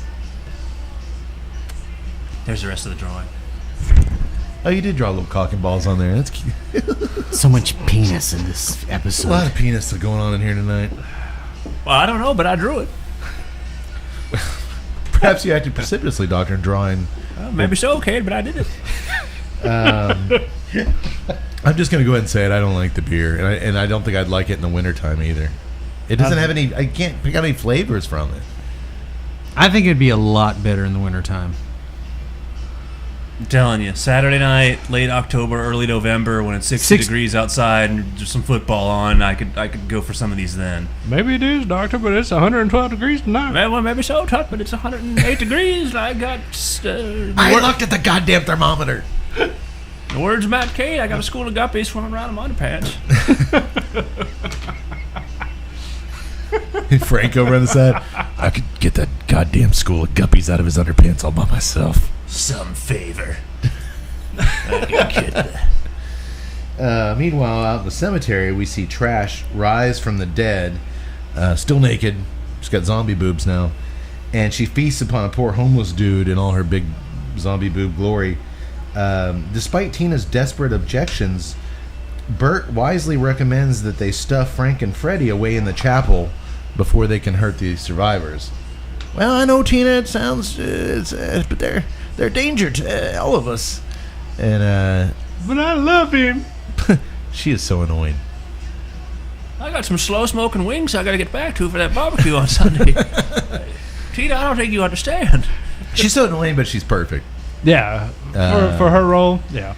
But that doesn't last long. Freddy's in the chapel all 10 seconds. She insists on going in there with him. And Sorry, babe. literally he gets in there and boom, he Talk about lack of brains. he dies and instantly comes back and tries to eat Tina's brains, which I imagine that would be a small snack. Ernie and Bert bust in the door when they hear her screaming, and they throw a jar of nitric acid in Freddy's eyes, blinding him and helping them save Tina. They barricade Freddy in the chapel and run for their lives. But turns out blinding Freddy has made him just that much more aggressive and hungry for brains. Like, now he's crazy blind Freddy. Other things Ernie, the ex-Nazi, has. I'll just throw some of my nitric acid on them. I use it to dissolve corpses. I love that scene where he's like, there's thousands of them out there. How are we going to... He's like, well, I've got this nitric acid. Well, it's just not enough, Ernie. It's not enough, Ernie. It's like a little mayonnaise jar, man. Well, that's a great idea, Ernie. I appreciate you coming up with some ideas, but it's just not enough. It's just not enough, Ernie. Just waiting for Ernie to. Well, you haven't come up with anything. What's you coming up with anything, Bert? Well, Bert's about to come up with a doozy. Ernie's foot is broke from all the mayhem, and Spider and Bert decide to make a run. They see a cop car still running outside. They come outside swinging with pipes, and they're knocking down zombies. And then when they reach the cop car, it's immediately swarmed by zombies to where they can't possibly drive up to the crematorium to get Ernie and wounded Ernie and Tina. We did miss another one of Bert's lines, though, when Spider first shows up. You better tell us what's going on, man. I'll never tell you anything, dick brain. There's another one from Spider, too. He's like, well, what do you propose? What do you propose? I propose we all do some damn proposing. He's not in danger of having his brain eaten. Again, if you don't know an answer, don't give any answer. I tell you everything, dick brain. That's what I'm going to do in my next meeting. Is I propose we also do some proposing.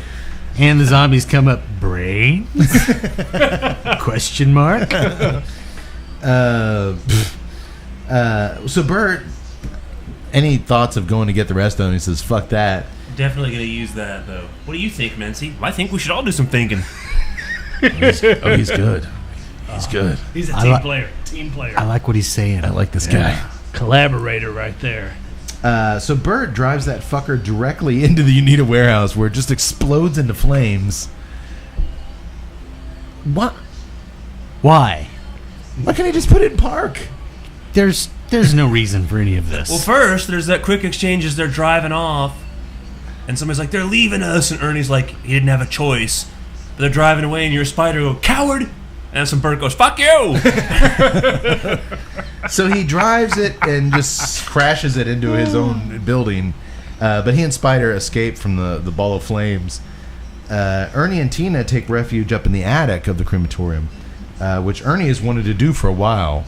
And that's kind of a moment in all good zombie films where there's always the debate of either hide in the attic or the basement. And there's always the people who are like, I'm not trapping myself in that basement, or I'm not locking myself in an attic. I mean, it's always, Night of the Living Dead. Attic is better, assuming you have some kind of window you could get out of up there. Yeah. Basement, you're really fucked. Basement, you're screwed. Yeah. Well, had he just pulled the ladder up with them, they would have been... Yeah. Freddy does... Kind of okay. I mean, I think he just kicks it over, which is pointless. Yeah, I mean, that's kind of... Freddy just picks it up. They clearly can speak and use CBs and other things, but if you had just taken away the ladder, they would have no way.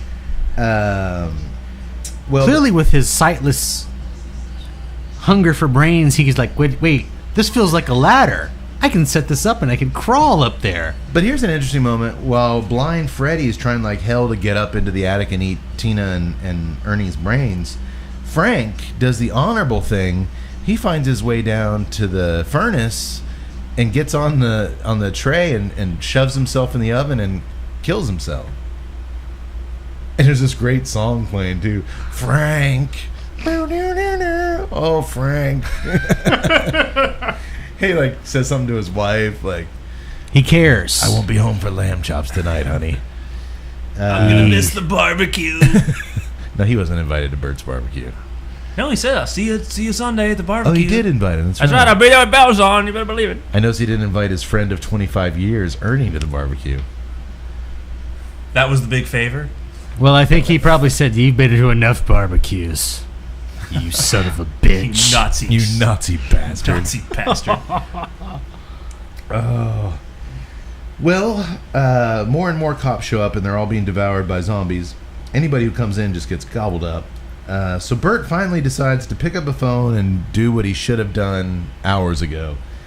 The only obstacle is the only working telephone is in the basement of the warehouse, and Tarman Zombie's still down there.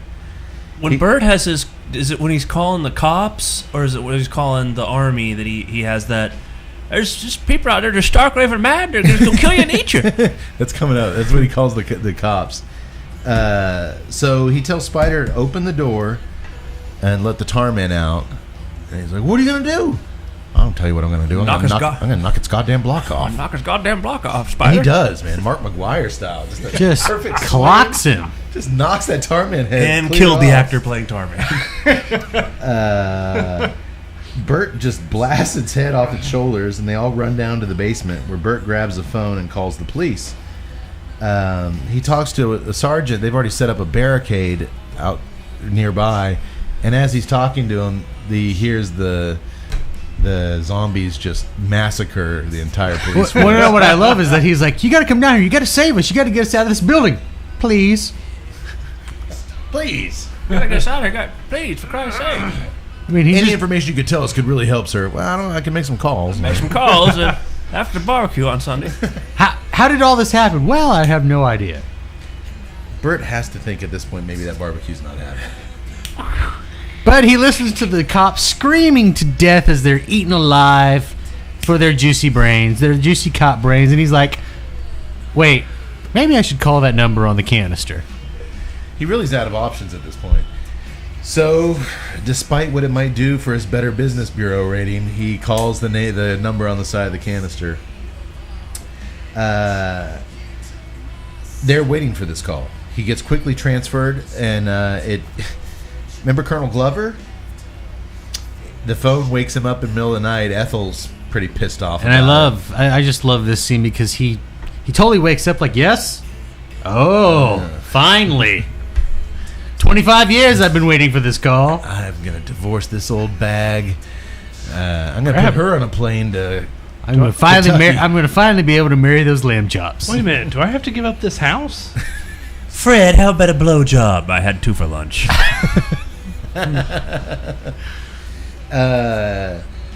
So he immediately starts taking down, "Yes, Mr. Wilson." Uh-huh. "And what did you do then?" And dude, his reactions to that, you don't hear what Bert's saying, like, "Okay, I suppose that's understandable." Yes, I Oh, see. you chopped them up into little pieces. What effect did that have? I see. Rabbit weasels, huh? Oh, and then you did what? I see. Okay. I really want to see the cut stuff with Bert. Oh, goddamn it, Colonel! I told you I cut some bitch up at it. I see. That would actually be I got some hot pepper sausage Right, links, slow cooking. Well, back. I mean, this guy's been working on his point, but he doesn't want to scare off Bert Right. by telling him, like, so you pretty that much was a done good one. everything wrong. He's got his pencils up. Well, yeah, that's understandable. I see. Right. Gotcha. I see. Well, within minutes, he goes down to his study, opens up the liquor cabinet, and a little computer control show up. I'll send my bitch wife over to investigate. That's what I was thinking. Like, send her on a plane. Are you guys hungry? I'll send my wife over with some lamb chops. As soon as she shows up, I'll give you the launch codes. Speaking of launch codes, he does give the launch codes to the nuclear. I just love how. All right, well, we'll enact our contingency plan at this point. Ammon, I need you to bomb U.S. territory with a nuclear device. Bert's hopeful, though. Well, apparently they have some kind of contingency plan. It's like they're expecting this kind of thing to happen. As I said, Bert, every instinct he has is wrong. Trusting the government. At first, we shouldn't we're gonna trust be- them, but we're- now that I'm talking to them and he clearly understands our situation. Perfect. We're going to be okay. It's the straw that broke the camel's back in a string of terrible decisions by Bert. I'm just going to go ahead and blame the army here. I mean, everything else I've done has been just tits up, but I think this is the one that's going to save the day. Well, it doesn't. Their contingency plan is actually to blow Louisville, Kentucky off the face of the earth. Nah. As Bert is on hold, listen to the whole music, you hear the bomb in the background. Hey, do you guys hear anything? Do you guys hear something? You guys hear something? And literally, they just A dropped. really cool non-CGI shot of this bomb land in downtown Louisville at night. Nice mushroom cloud. And you see a mushroom cloud, and then you see, like, after a couple seconds, all the shingles blow Yeah. off out. It's a cool shot. Well, you would think 25 years they had to figure this out, that would do it. I've been waiting here so I can nuke something. But that actually turns out to be the worst thing they could Because possibly now do. they've restarted the whole process over. The rain brought on from the nuclear missile is only making the thing worse. And, well, now it's party time again. Whereas we had 100 zombies, now we got 1,000. Fuck up. Typical army fuck up. The end. And Bert finally had his barbecue. Symmetry. I'm not going to miss I will that. say there was one And scene. Ernie went up in ashes. Sweet irony. There was one scene with Ernie and what's her name up in the attic, Tina, where Ernie's got her like kind of in a. They're sitting Oh, you down thought he was in a going to shoot hug. her? I thought he was going to shoot her. I He did had too. the gun to the I back of her always head. did. He was like, He kind of closes his eyes. No, he's contemplating. He's it. contemplating. I Because I wonder think he if- thinks if he shoots her, maybe he can toss her down to Freddy. And Get away. I somehow. wonder if that was like a cut scene or something like that. yeah, I don't know. But it does allude to, like, maybe... I don't know what that would do. Well, maybe he was like trying to save her from the pain of being undead or something like that. Yeah, but I think he was going to throw her Throw her dead down. corpse Yeah. down, like, hey, feast Well, on 'cause this. if you just save her from the pain, she's just going to become a zombie. And now yeah. you're trapped up in an He was attic. totally with- throwing her down there and trying to hobble Yeah. off. Here you go, Freddy. They should have showed that. Yeah.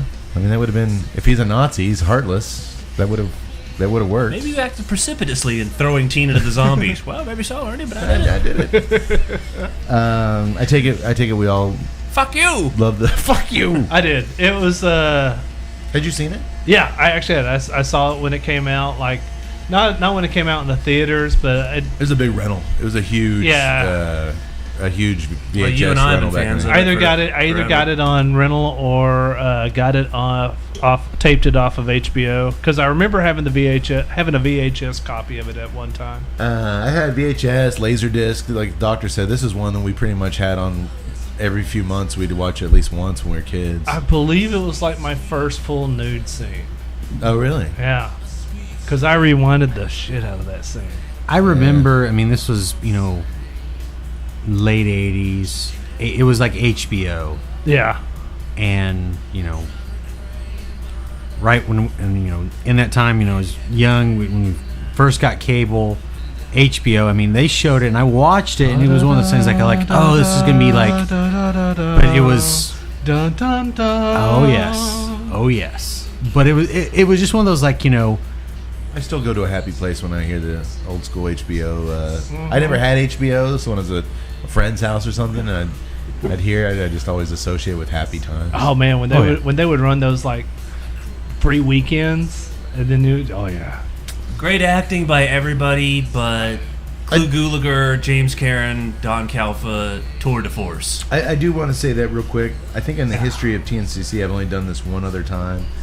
I'm going to give a well-deserved shout-out to the film's casting director, Miss Stanzi Stokes. With prior casting credits under her belt, she cast the original Terminator oh wow, and Motel Hell, which Oh, is wow. much like this, Yeah. with just perfect casting of Rory Calhoun, Calhoun. and sister and the guy from Chips. Look, Smithers, that little puppy is standing and walking. The person that's always standing up and walking. Rory Calhoun? Yes. The little Rory Calhoun. The casting of this film is just so super fucking crucial to its success. Everyone bounces off each other so well. There was a lot of rehearsal time, but Clue wasn't involved in that because he came in so late. What the hell's that going on out there, Ernie? But Someone's trying to get in. What the fuck are they doing? I just, like I said earlier, I can't believe I'm saying I'm glad Leslie Nielsen wasn't in I know, this. yeah. But I kind of am. Like I said, I'd like to see both versions, but Clue just makes this movie for me. He's Like, fantastic. I love him. We rewound the movie just to see his lines over and over again. oh, he's by far the most quotable guy in this thing. for some reason, I just imagine if you saw Leslie Nielsen, it would just be his doctor from Airplane. yeah, Yes. yeah. What's happening now? Right, I understand. Exactly. He doesn't really have a midway point. It's either Naked Gun or The Creep Show. Yeah. The lines that Clue delivers. I never tell you anything, Dick Brain. I mean, that's just. Yeah, but Leslie Nielsen would do that really funny too. Oh, he would. But it just, like I said, this one, there was a level of, like I said, it would just be ridiculous with Nielsen in there. He would just, it would stop being, there would be no horror. Just so you know, Frank, we're all counting. And stop calling me Shirley. So yes, Miss Stanzi Stokes, way to cast a good movie. Agreed. Definitely. Agreed. Yeah. Home run. Like I said, probably my number 3 zombie movie, which is a tall order. I don't really do zombie movies anymore. I'm kind of burnt out on the whole. It's one of my favorite horror movies. It's 80s. It's classic. Yeah. So, sorry about the pairing. You win some. I honestly, in the history of this show, have never just had 2 beers. Yeah.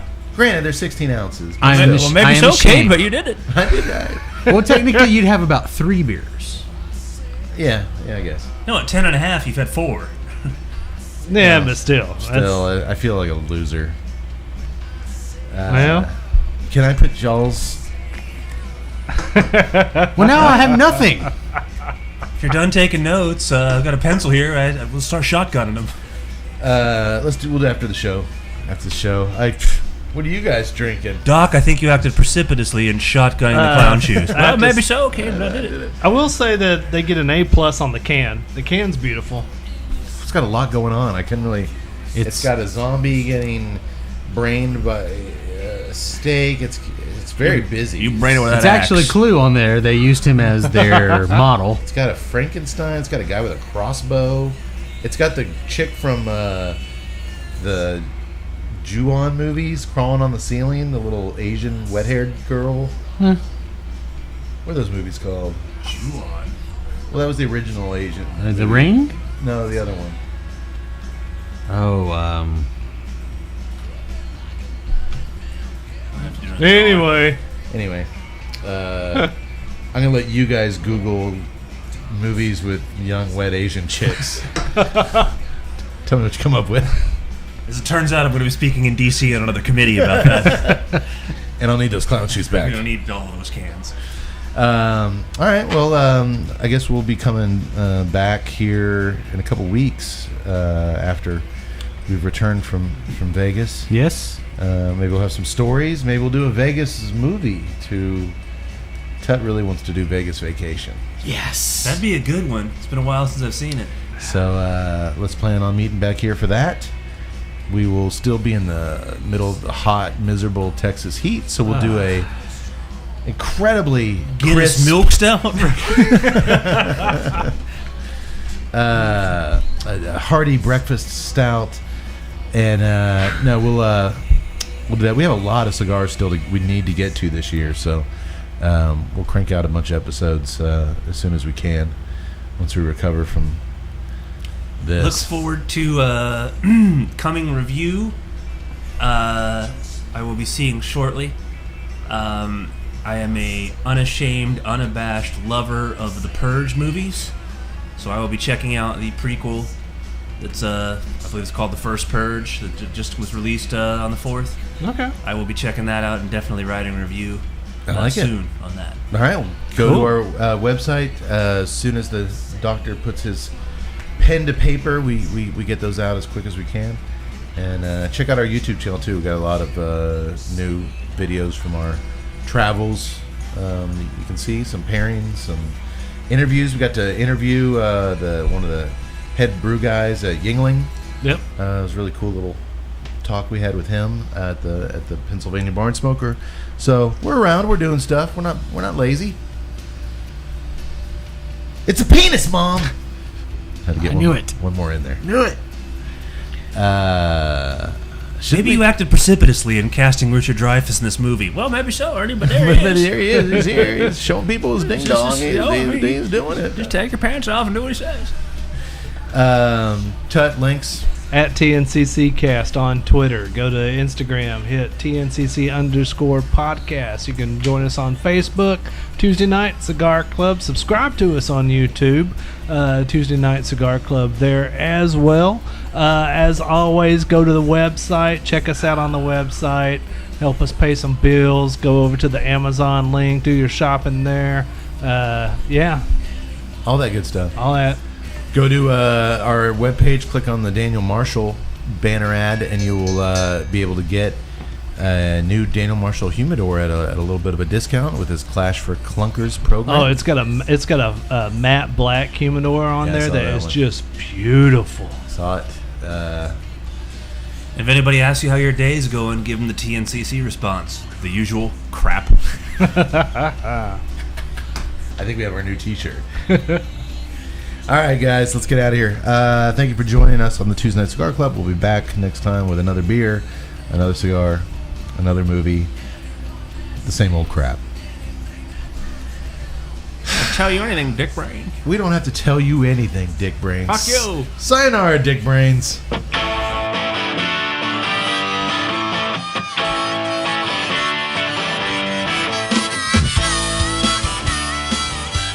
To learn more about the time I seductively danced butt-ass naked on top of a tombstone while a bunch of mohawk sporting punks danced around me waving road flares in the air like they just didn't care, track down the 1987 Phil Donahue TV special, America in Crisis, an in-depth examination of the Keith A. Howell booty-shaking epidemic that's destroying our nation's cemeteries one gyrating hip thrust at a time.